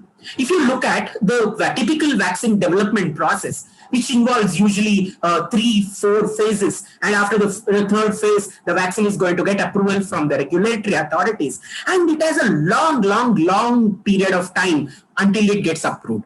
It usually takes around 12 to 14 years for a typical vaccine to be developed. And if you look at the current vaccine, COVID-19 vaccines, any vaccine for that matter, which were approved from December and January till April, May onwards, all these vaccines are developed within a span of 12 to 18 months. But the point I want to bring to your notice is, all the vaccines which are developed for COVID-19 in this particular period of time, they followed the same methodology, same procedures, which were adapted in developing a vaccine in 12 to 14 years of duration. Now, no quality has been compromised whatsoever. All the matters were so meticulously planned and executed in a war-foot manner. And all the people who were working in this vaccine manufacture, clinical trial, everyone worked overnight to develop the vaccine. So this is how exactly when we compare the current recent vaccines and COVID-19 vaccine, and there are many diseases which you can see there on my screen, there is no vaccine developed yet since so many years. But if you see COVID-19, we are so fortunate, and we should be really thankful to our scientists that the vaccine has been manufactured, has been developed, tested, tried, and brought into the general public use in a very short span of time with utmost efficacy and safety data. If you look at if I want to trace the timeline for COVID vaccine development in the world, in November-December period, they started seeing cases in China related to COVID-19, and Chinese researchers revealed draft genome for virus in Wuhan in January 2020, and in February, SARS-CoV-19 virus was sequenced. And the first COVID-19 vaccine trial began in March 2020. Oxford AstraZeneca vaccine trial began phase 2 began in UK in the month of May. And in India, Covishield vaccine trial was started in the month of August. Precisely on 27th of August 2020, the first participant in phase 2 was recruited in Pune. And over a period of time, the second dose was completed for almost all for Covishield by the end of October. And the same was a process with Oxford, this Covaxin also. And by the end of December, the first vaccine in the world got EUA, emergency use authorization, from US. And in India, the first two vaccines, Covishield and Covaxin, were given emergency use authorization on 3rd January 2021. And later, in the month of April, the Sputnik V received vaccine, emergency use approval. This is a time process. If you look at it as a story, the whole thing moves as a movie in front of our eyes, how the vaccine has been developed in a very short span of time. If you look at current situation, current day, there are 184 vaccine candidates which are under various phases of clinical trials, and 15 vaccines are currently in use across different parts of the world. And in India, we have 3 vaccines which have been given emergency use authorization, and there are 5 vaccines which are there in post-marketing surveillance.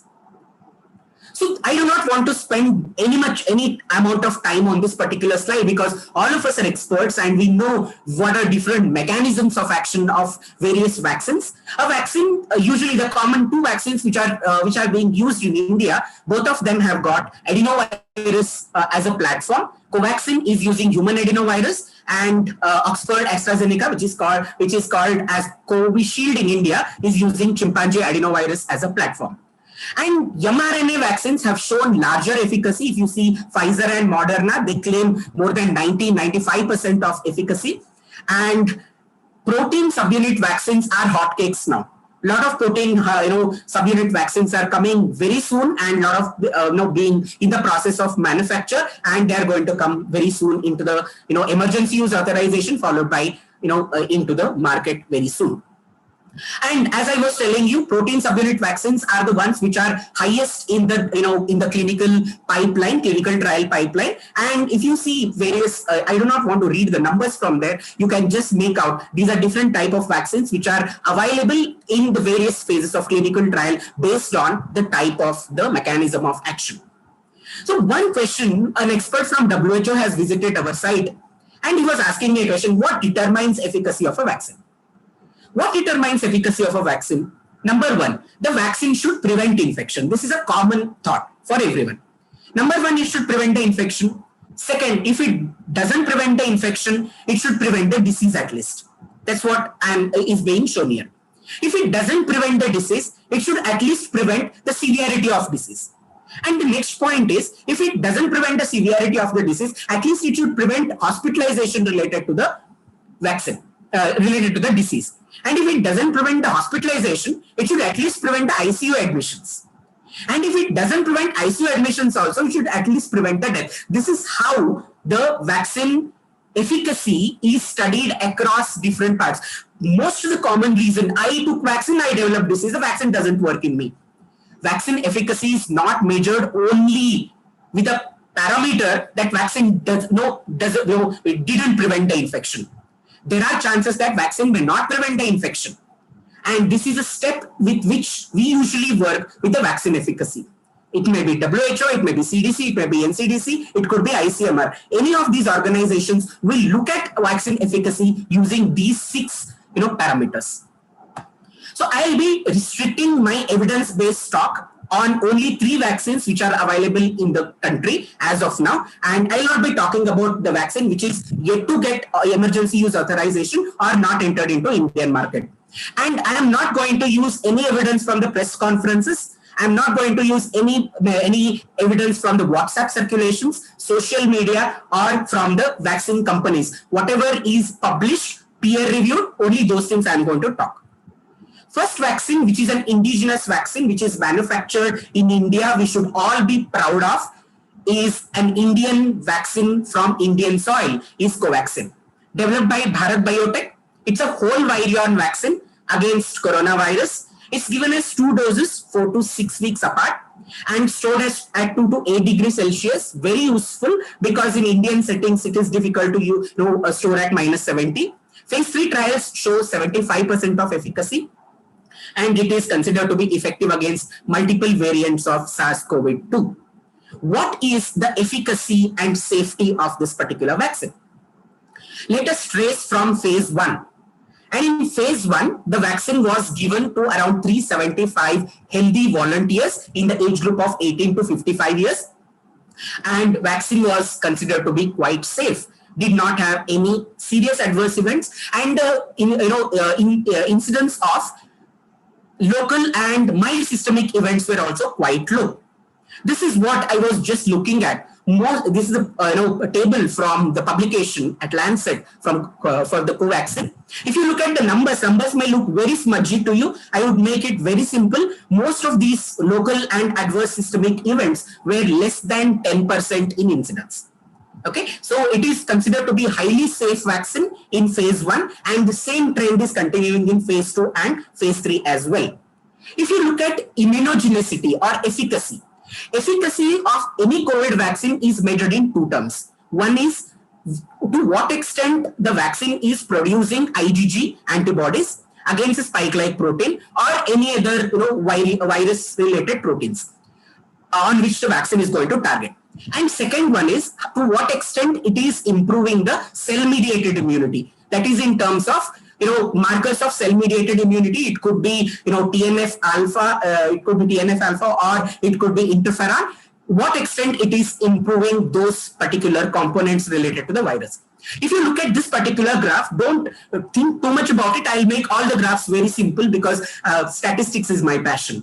So if you look at from the baseline, these all are the titers at the baseline. And if you look at following the vaccination, 28 days when there was a significant increase in the antibody titers. Initially, vaccine was given at different doses and 3 microgram considered to be as the one which produces maximum antibody titers. Okay, and if you look at the first graph shows about the seroconversion and the second graph geometric mean titers. Both were significantly improved within 28 days after the first dose of vaccination. And considering this point, they started phase 2 trial on 380 individuals on healthy adult volunteers. Few sites were there in Karnataka also. And the vaccine was administered to people from 12 to 65 years of age. And if you look at antibody titers, my God, you will see the kind of antibody response compared to baseline antibody titers.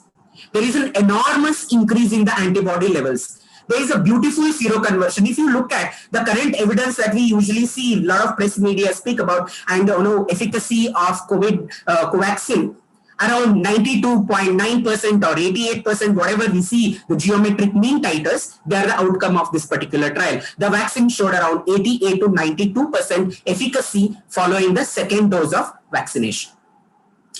So when we look at the cell-mediated immunity, this is a control pre-vaccination phase, and this is following vaccination. There was a significant increase in the antibody titers in the TNF alpha and interferon gamma levels, which indicate there is some influence. There is a very good influence on cell-mediated immunity also. This ends my talk on Covaxin.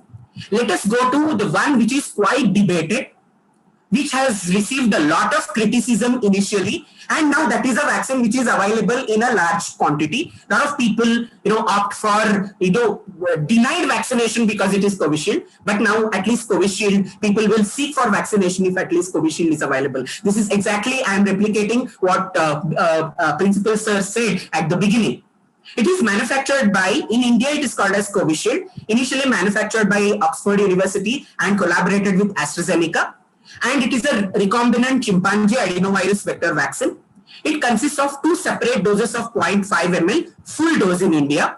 It was initially planned with a single dose in, half dose and full dose. Lot of debate took on, but in India it is given 2 full doses and given as IM 12 to 16 weeks apart and stored at 2 to 8 degrees Celsius, approved by more than 141 countries across the world.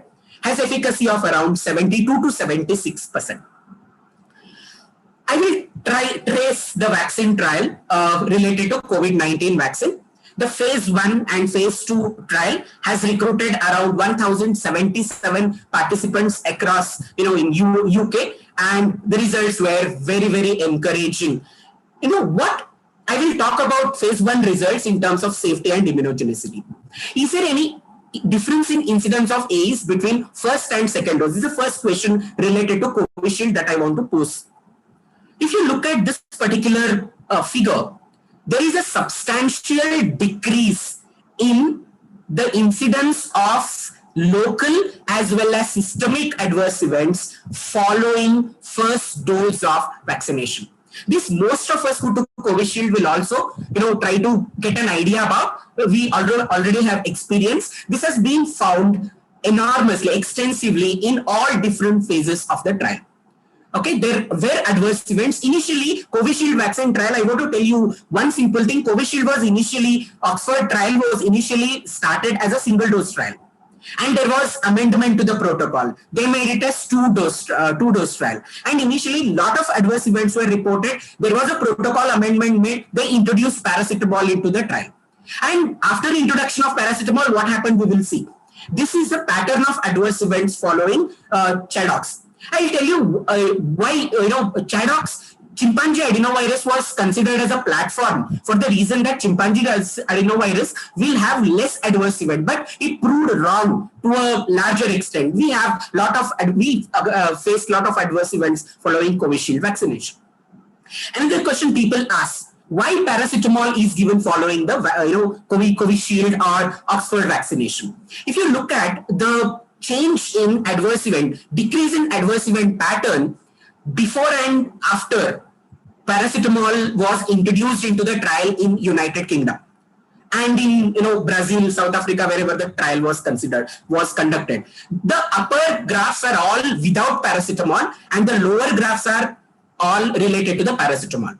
Let me tell you, I'm not putting the graph on local adverse events because there was no change in local adverse events following paracetamol introduction. But systemic adverse events, there was an enormous change. Except fatigue, all other adverse events have come down to a significant extent following introduction of paracetamol. Paracetamol has not only reduced the incidence of adverse events, it has also reduced the duration of adverse events. If you can easily make out by looking at the graphs which are put there, to make it more simple, I have made different size of the ovals. And severity has come down to a significant level. Initially, Chadox was planned to be given as a single dose. Why did they make it as a two-dose trial? If you look at this particular graph, initially when it was prime is nothing but a single dose, prime boost is a second dose when it was given.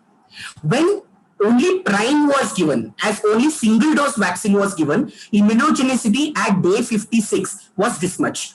But after the second dose was introduced, there was a significant increase in the immunogenicity of the vaccine. The gap may look very small in this particular graph, but ideally when you look at the numbers, it is enormous. And following booster dose, the antibody response, protective level, efficacy was almost similar to the convalescent plasma levels. And this is the reason Oxford vaccine trial, which was initially started as a single dose, was converted into a two-dose trial. And Covaxin, on the other hand, was started as a two-dose trial and it was retained as a two-dose trial. And if you look at the antibody response, the spike-like proteins following the second dose of interferon gamma, the cell-mediated immunity was also quite high in people who received single dose as well as a second dose. The only problem was the people who received single dose, this has waned off after 90 days. But the people who received two doses, that is a booster dose, it remained quite high for a long period of time. And now let us come to the very important trial, the vaccine efficacy of Covishield. The overall efficacy was around 70.4%, and the confidence intervals and all, once they are considered, it is somewhere in the range of around 76 and 68%. And this is how the trial puts it in the Lancet. And overall, if you look at, there is a 70.4% efficacy of the vaccine. And there was again a debate. A lot of people who took vaccine came and asked us, so if half dose given initially and double dose given second, whether the vaccine efficacy is considered to be higher. If you look at here, it is almost around 90% among people who received full dose and half dose. There is, even though this looks very fancy at the beginning, but over a period of time, after say 58 days or after 82 days after receiving the second dose, the antibody response among those who received half dose before, full dose later, was absolutely similar to the people who received two doses later. And what was the basis for increasing the gap in Covishield second dose vaccine? This is another very common question asked. A lot of WhatsApp memes started coming. Initially, it was 4 weeks, then made 6 weeks, then made 8 weeks, now made 12 weeks. What was the reason? The reason was this particular recommendation was given to the government of India based on a particular trial. Let me tell you this story. This story is published in Lancet. Initially, the vaccine trial was planned with a single dose. And later on, protocol amendments were made. And after protocol amendment, it was considered 2 doses are better. So protocols were changed and they started giving second dose. There was a delay in manufacturing this vaccine reaching the sites, and administration of vaccine. This is kind of blessing in disguise.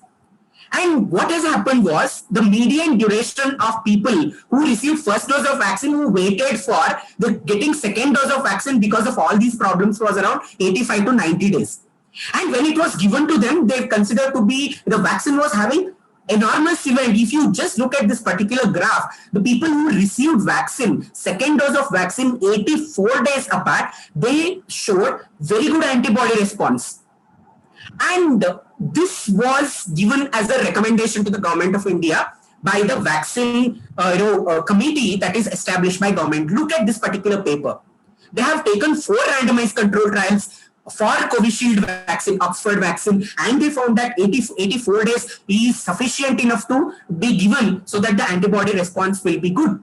And one important thing I want, people started asking us after the gap was increased to 84 days. How can a vaccine give protection? A single dose vaccine can give interferon or interleukins or IgG for 84 days. Are we allowing people, are we putting people on risk for a longer period of time? If you see this particular graph, the vaccine, the antibodies as well as interferon gamma, interleukins did not wane for 84 days. But if you look at after 112 days, they have started coming down. And they are still doing the trial considering to what extent this waning takes place and when the booster dose is to be given.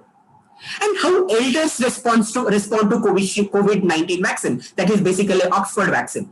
A trial was conducted with 560 participants overall, and among them majority around 320 were above the age of 64 years. And I have highlighted the lines.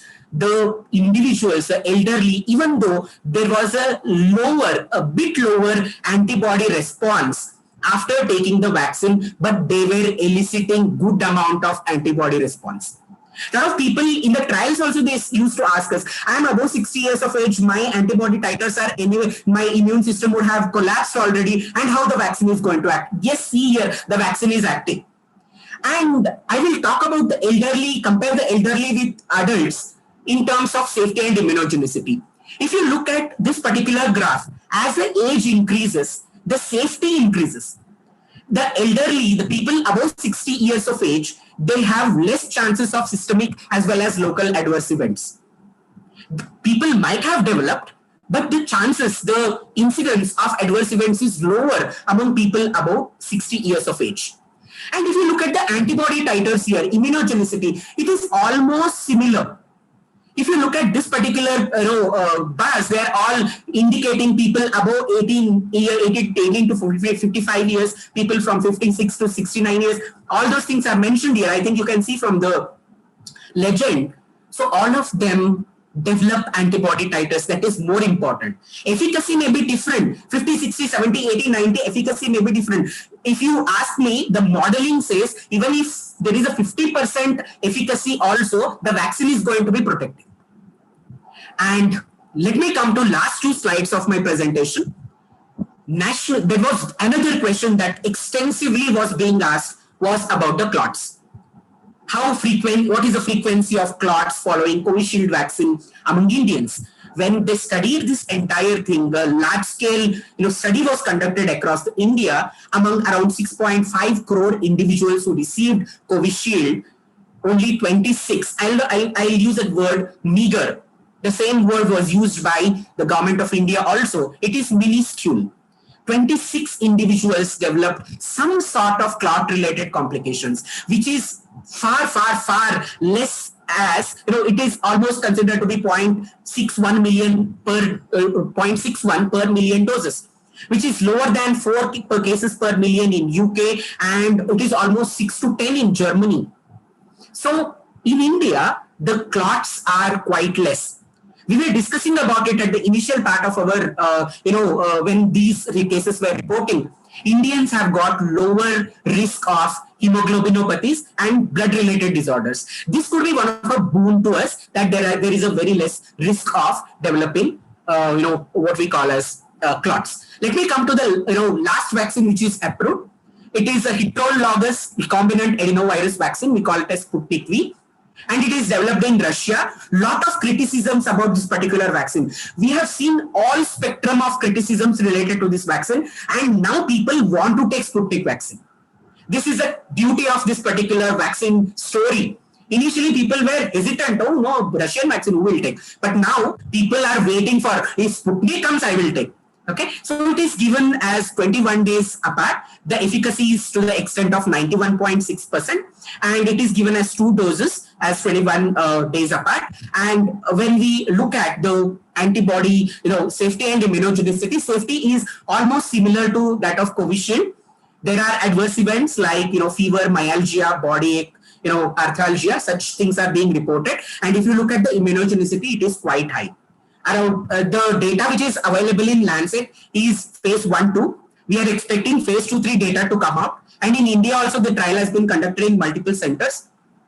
And we are expecting the results of Sputnik from India. This particular slide, which shows that antibody response across ages and genders is quite high. What is the ability of vaccine in preventing the infection? So this is ICMR figure from the government of India on April 12 to be precise. They gave this particular data, and among the people who received first dose of Covaxin, this reinfection, they call it as second infection, was 0.04%, and in Covishield it is to the extent of 0.02 and 0.03% respectively. And the vaccine reduces hospitalization chances to a larger extent. We are going to have a crop of publications on this in very recent future. A lot of studies are going on. To what extent it prevents the severity of infection, hospitalization, and death. This is a mathematical modeling which shows that if you give vaccine, the hospitalization, the bars are going to explain. I'm not going to explain anything related to that. There is going to be significant reduction in the hospitalization that we have seen, that we have visualized, that we have appreciated in our second wave of COVID-19 management. So this is another question that was there in the box. I want to pose it to myself. My antibody test following vaccination is negative. It means that I am not having protection, which is wrong.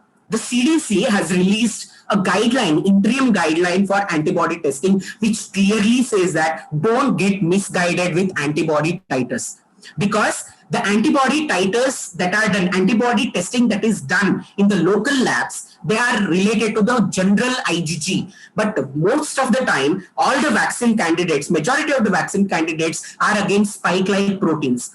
That is the reason, if you want to get it tested, if you really want to get your antibody, check your immune response, go for cell-mediated immunity checking. So which is not very commonly done, and specific, to be very specific epitope of the vaccine, antibodies against that has to be tested, which is not tested in many places. Please hold on. Don't take too much of tension about antibody titers. Body would have responded. So keep that thing in mind. That is a confidence and faith that we need to build on in our research, in our evidence. So there are FAQs, sorry for misspelling. So related to COVID vaccination, can COVID-19 vaccine induce infection and turn COVID positive? No. All these vaccines would have used inactivated virus and it will not yield the test positive. And you may be suffering from incubation period during the vaccination, and following vaccination, you would have developed the result. None of the COVID vaccines will turn PCR positive. Do COVID vaccine alter the DNA? Very, very clear evidence that it doesn't alter the DNA at all. I have developed COVID after first dose. Do I really need to take second dose? You need to take second dose for the reason that natural antibodies will not persist long. It is considered around 4 to 6 months is a duration of antibody persistence. Most importantly, the immune system would have got sensitized. The vaccine induces better immune response among them. We are seeing it in clinical research also. People who are previously infected, elicit better immune response following the vaccination. Can we interchange Covaxin and Covishield? Do not interchange. The vaccine science says that vaccines can be interchanged. But now, as of now, there is no clear-cut evidence to what extent vaccine interchange will produce antibody titers. And we have to wait for the response. Do not interchange the vaccine. And finally, what is the duration of protection? As Dr. Satur sir was very clearly mentioning, we do not have evidence for what is the duration of protection. When am I going to take my booster dose? Let us wait for the trial results to come out. Once the trial results are done, we will have a very clear-cut picture. At least we have taken 2 doses of vaccine. Let everyone take at least 1 dose of vaccine in the country, get protected, and then we will think of second dose of booster dose of vaccination. To summarize, all the available vaccines are safe and efficacy ranges from 72 to 91.5%. Vaccines may not prevent the occurrence of disease. They definitely have some role in preventing severity and mortality associated with disease. EUAs are given on time by regulatory authorities by thoroughly looking at the data. Before implementing strategies in vaccination, all data has been very clearly done and analyzed, and the policies have come out. So it doesn't mean that something to have a better vaccine delivery system, the duration has been increased. There is a science behind that also. And yet to arrive at definitive reference values, what is actual reference protective value for the vaccine, we are yet to arrive at. Let us wait for the data to come up. WHO has to undertake worldwide solidarity trials to compare efficacy of different vaccines, and then we may get which is the best vaccine in the world. So let us all at least get vaccinated and get protected. Whenever we are injecting vaccine to the participants, inject a little bit of confidence, inject a little bit of hope, inject a little bit of your love, affection, so that they are not going to develop COVID in future and the vaccine is going to act. This is only one word that I have used without the literature evidence. Thank you very much for patient listening. I would like to thank BG sir and the organizers for giving me an opportunity to speak on this. Thank you, sir. Thank you, Praveen. You can stop sharing your slides. Dear participants, I know we have taken nearly 40 minutes overshot from the planned activity, but it was inevitable because all the 3 presentations required this kind of time, and Praveen has done an excellent job in telling us all about how the vaccines were developed, the science behind the art of giving this COVID-19 vaccine. There were a lot of questions there. First of all, I thank the Microlab for providing the platform. Dr. Basan Gaudappa, I'll thank the Microlab people for creating this opportunity, and JS Academy of Higher Education joining hand with Microlabs in convening this program. Before we open up for quick queries to be answered, there are 2 questions to Satur. Before he answers, he wants to make a comment. They want to know, Satur, is it a natural virus or is it made from the lab? That is the question asked by somebody. Okay. Satur, please. Yeah, before I answer the question, just a comment on Praveen, Dr. Praveen, excellent lecture. I have attended around 75 and a faculty in more than 50 COVID sessions. Yours is one of the best on vaccines. Thank you very much. I had so many doubts which you have clarified. So after having said that, now is this a natural virus or is it a lab virus? Very good question. I have been following Anthony Fauci's investigations against him by even WHO, which is secretly doing, but an American government is all open. Evidence is today, some videos have from YouTube have been removed for certain reasons because of pressure from the Chinese government. This is undoubtedly a lab virus, number 1. Number 2, although it is from an animal source, one should remember that coronavirus has been living with us for a long time, and it hasn't really caused this sort of a problem, number 1. Number 2, recently, there has been what they call in a layman term, bow wow corona, which is passed on by the dog. Now, if the dog were to transmit this, imagine tomorrow if the pet dogs were to transmit coronavirus. By that I mean the very source of the coronavirus is not what we normally expect in the course of any viral disease or any bacterial disease. So my personal opinion, probably I may be proved right or wrong, but I hope I'll be proved right over time that this is definitely, whether it is a mischief that they wanted a biological war, or has it accidentally leaked out of a Wuhan lab? A $1 trillion question, time should answer. Okay. Dr. Subhash and Dr. Praveen, can you quickly comment on this question?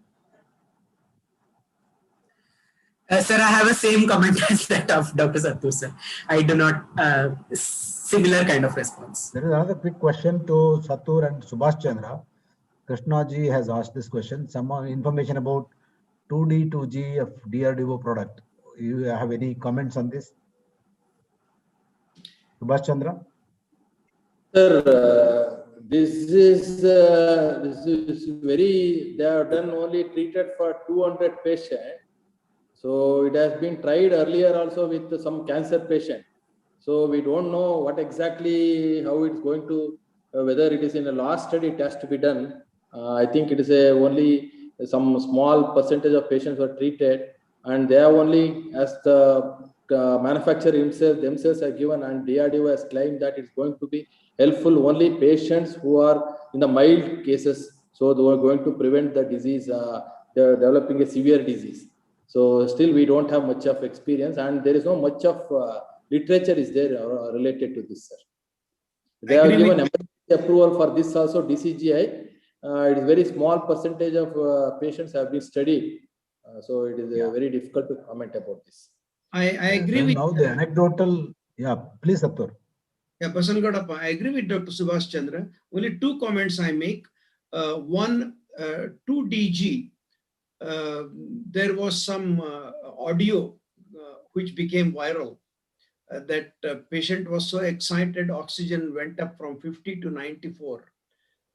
He must be dreaming. I have not come across any drug that can within a few seconds increase oxygenation by 45%. So 2DG hasn't proven the way it had to prove, number one. Number two, I have asked for a comparison of Virapin, the pegylated interferon by Zydus, and this 2DG. I have said we are ready to try in KIMS comparative study. I requested one of the persons in the central ministry. They haven't really given, I don't know. There has been a bit of a fishy thing on 2G. I'm not too happy. Still now, I haven't got the drugs. I have got the Virapin, but I have not got 2DG. So once we do the study, at least on 50 to 100 patients in KIMS Hubli, maybe we'll come out with the real data. But I agree with Dr. Subhash. It definitely needs a longer time to know about. Thank you, Satur, and thank you, Subhash. There is another question. Of course, Dr. Srinath has appreciated Dr. Deepak Haldipur's work, enormous work, 194 surgeries, just commendable service, sir, and nice, crisp, succinct presentation without PPT. You are. Thank you. Thank you, sir. Thank you. I mean, it is just that, the time didn't allow me to prepare all that. No problem. And I had to do something. Not that I didn't want to do a PPT as well. The other two questions Varsha Tandure was asking about preventive measures on Mucormycosis. Just one second. One second. I want to talk on Deepak. Surgeons are a very smart people, I mean, they know when to use slides. He knew all the physicians will run away if he starts showing the mastoids, the surgery. Deepak, hats off to you. Real good surgeon in that respect. Scary pictures were put on mucormycosis. If you look at that, propping up eyeballs and. I know. I understand. Yes. Yes, sir. A lot of questions on related to vaccine. Some of them were already answered by Dr. Praveen in his FAQs.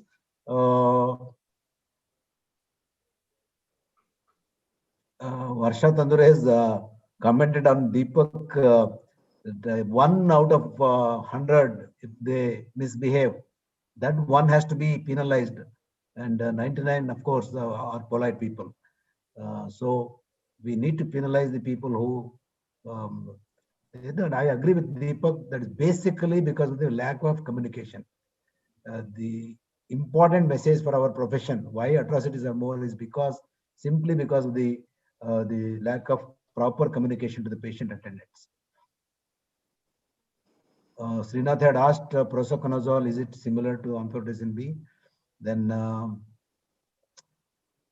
Dr. Gasan Gaudappa, just a point on this. Yeah. I don't entirely agree with both you and Deepak that Yes. it is a lack of communication. There are people there, they are videographed, still the doctors have been beaten.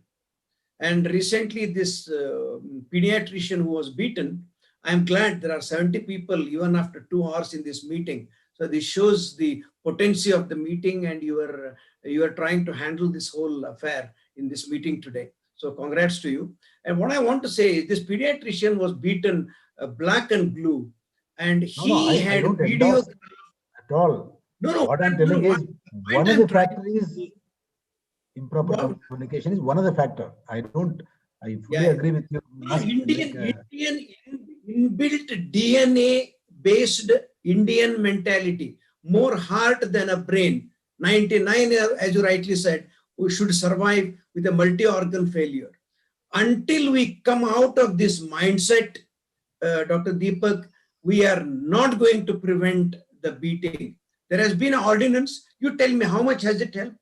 This is a really topic that we really need to go on discussion. And as I said, award opposite. People like Trehan, Devi Shetty, all the people who are Padma awardees, they should talk. Unfortunately, none of them have voiced against the violence. I'm very vocal, Basan Gaudappa. Let us come back to 2-3 quick questions on the topic. We will discuss this separately. I think that is a need for real serious talk about this with the people who have been awarded, and they should be involved in making their voice heard. Rupali has asked a question. If I get a COVID-19 infection after the first dose, should I take a second dose? Which has been answered by Praveen. The guideline currently is you should take 3 months after the infection. That is the gap that should be there. That is what is recommended now by MOH guidelines. Then how about the third dose? How many months later? The studies have to confirm. I think Praveen, can you quickly tell about this? Third dose, when do you expect it to be given, if at all it is to be given? It is, there are some studies, the interim analysis of the data from Oxford, they are saying it is around 9 to 12 months following the first dose, the second dose, the booster dose has to be taken after the second dose of vaccine. But we are waiting for the trial results. Bharat Biotech has got approval for booster dose trial, and there is a news that Serum Institute is also applying for booster dose trial from DCGI. So we may get the details very soon. Okay. Around 9 to 12 months is about vaccine safety in pregnant and lactating mothers. Yes, vaccine safety has not been studied among pregnant women. Lactating women, very clear. The government of India has given green signal for vaccinating lactating women. Pregnant women, none of the studies conducted have included pregnant women in their studies. So that is the reason it is not yet recommended among the pregnant women. But FOXI, on the other hand, recommends it to the pregnant women if they are at high risk. And if they are about 12 weeks of gestation, we can go ahead for vaccination. But we will wait for Government of India guidelines. But in other countries, pregnant women are also receiving. Government of India has not approved for. Not approving it for the pregnant. It is approved for lactating mothers. Lactating. Okay. The question is, in European countries, Covishield or equivalent AstraZeneca vaccine, they are not giving it 2 to 3 months gap between first and second dose. But why India is recommending that? Is it because non-availability of vaccine? Yeah, one of the reasons, sir. That could be one of the reasons. It all depends on individual countries' policies. In India, the major reason could be non-availability of vaccine, but it is not done without the science. They have kept the science in mind and they have given this particular recommendation. Can I, Basan Gaudappa, ask a related question? Dr. Praveen, can we manage with only one shot and not have the second shot? what amount of antibodies could be produced only with one shot in case we are pushed to the corner? So one shot will give antibody protection to the extent of 90 to 122 days. And after that, the antibody levels are going to come down. The second dose is going to have a boost effect where the antibodies are considered to remain for longer period of time. My quick answer is around 90 to 124 days is a protection with single shot. Nazma has asked a question. Any studies on usage of efficacy of cocktail of vaccines? Cocktails are going on in European countries and US. They're mixing Moderna and Pfizer, but it makes some sense that both are having the same mechanism of action. Both of them are mRNA vaccines, but in India we do not have. As of now, there are no trials going on in India, but in other countries it is going on. Let us wait for the results. Can we have any quick comments from other moderator, Dr. Subhash? Any comments you want to make? No, sir. Covered most of the questions which appeared in the chat box. It's already time for everybody, maybe hungry for dinner time. 9:45. We wanted to finish by 9 at least. Satur, your final remarks? I'm sorry. I'm sorry I overshot because no problem. It was entirely it was required because it's an enormous topic. It concerned us, so I had to speak a bit longer. Yeah.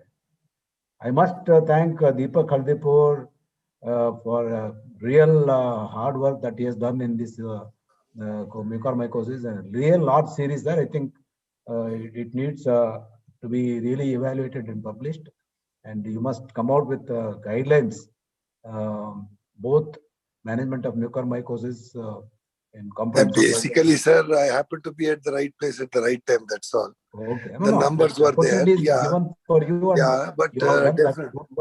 Yeah, but definitely nobody will get an opportunity to have such kind of material. Definitely, I will do that. No, definitely I will do that, sir. Deepak, so, Deepak, yes, excellent take-home point, because even at 2 hours, Basangada has been able to hold around 60 people on this platform. And one point of yours that diabetes definitely needs to be treated extensively, seriously. I think a very good drive home point. I think amongst all these today's topic, that is really a practical take home point, I would think. Thank you, sir. Viewers, thank you. Thank you so much, sir. Thanks for all of you to have listened to me very patiently. I am overwhelmed. And I think I'll take leave if you don't mind, because it's been a hard day. So I'll just take a break. I'll take leave of you. Thank you so much. Notice all the online participants. There will be another exciting webinar in 10 days time from now, and different aspects of COVID, which will be a little different than this and the routine ones. We will communicate to you. And I must thank Dr. Satur for readily accepting, keeping connected, prepared so well, and told all about what is happening to healthcare workers in COVID-19 pandemic. Thank you so much, Satur. And Dr. Haldipur has done an excellent job in exhaustive work done. 194 case series on mucormycosis is not a simple job. We must commend, appreciate his work, and we look forward to listen to him after analyzing all these work that he has done. He will be able to give us guidelines on mucormycosis management. Though there are so many queries why it has occurred in second wave so vehemently. Somebody had asked a question. We have been using steroids in so many conditions, but they never developed mucormycosis. Why this? That was the question asked. We didn't discuss that. Praveen has done a wonderful job in highlighting all the scientific background of developing the vaccine, 3 different vaccines available in the country, how different they are, how effective and how safe they are. He has infused confidence among healthcare workers and participants to go and take vaccine if they are not taken vaccine. And finally, I must thank Mr. Vasant and Sanjay, the entire Atri Kumar and entire Microlab team for giving this, creating this platform and making all the 3 academicians to make their presentation and participant to learn more knowledge about these 3 areas. Thank you all. Thank you, doctor. Thank you, everybody. Thank you, Dr. Sattu, Dr. Praveen, Dr. Subhash, Dr. Basangada. Thank you very much. And please take care of yourselves. Thank you so much. Thank you. Good night.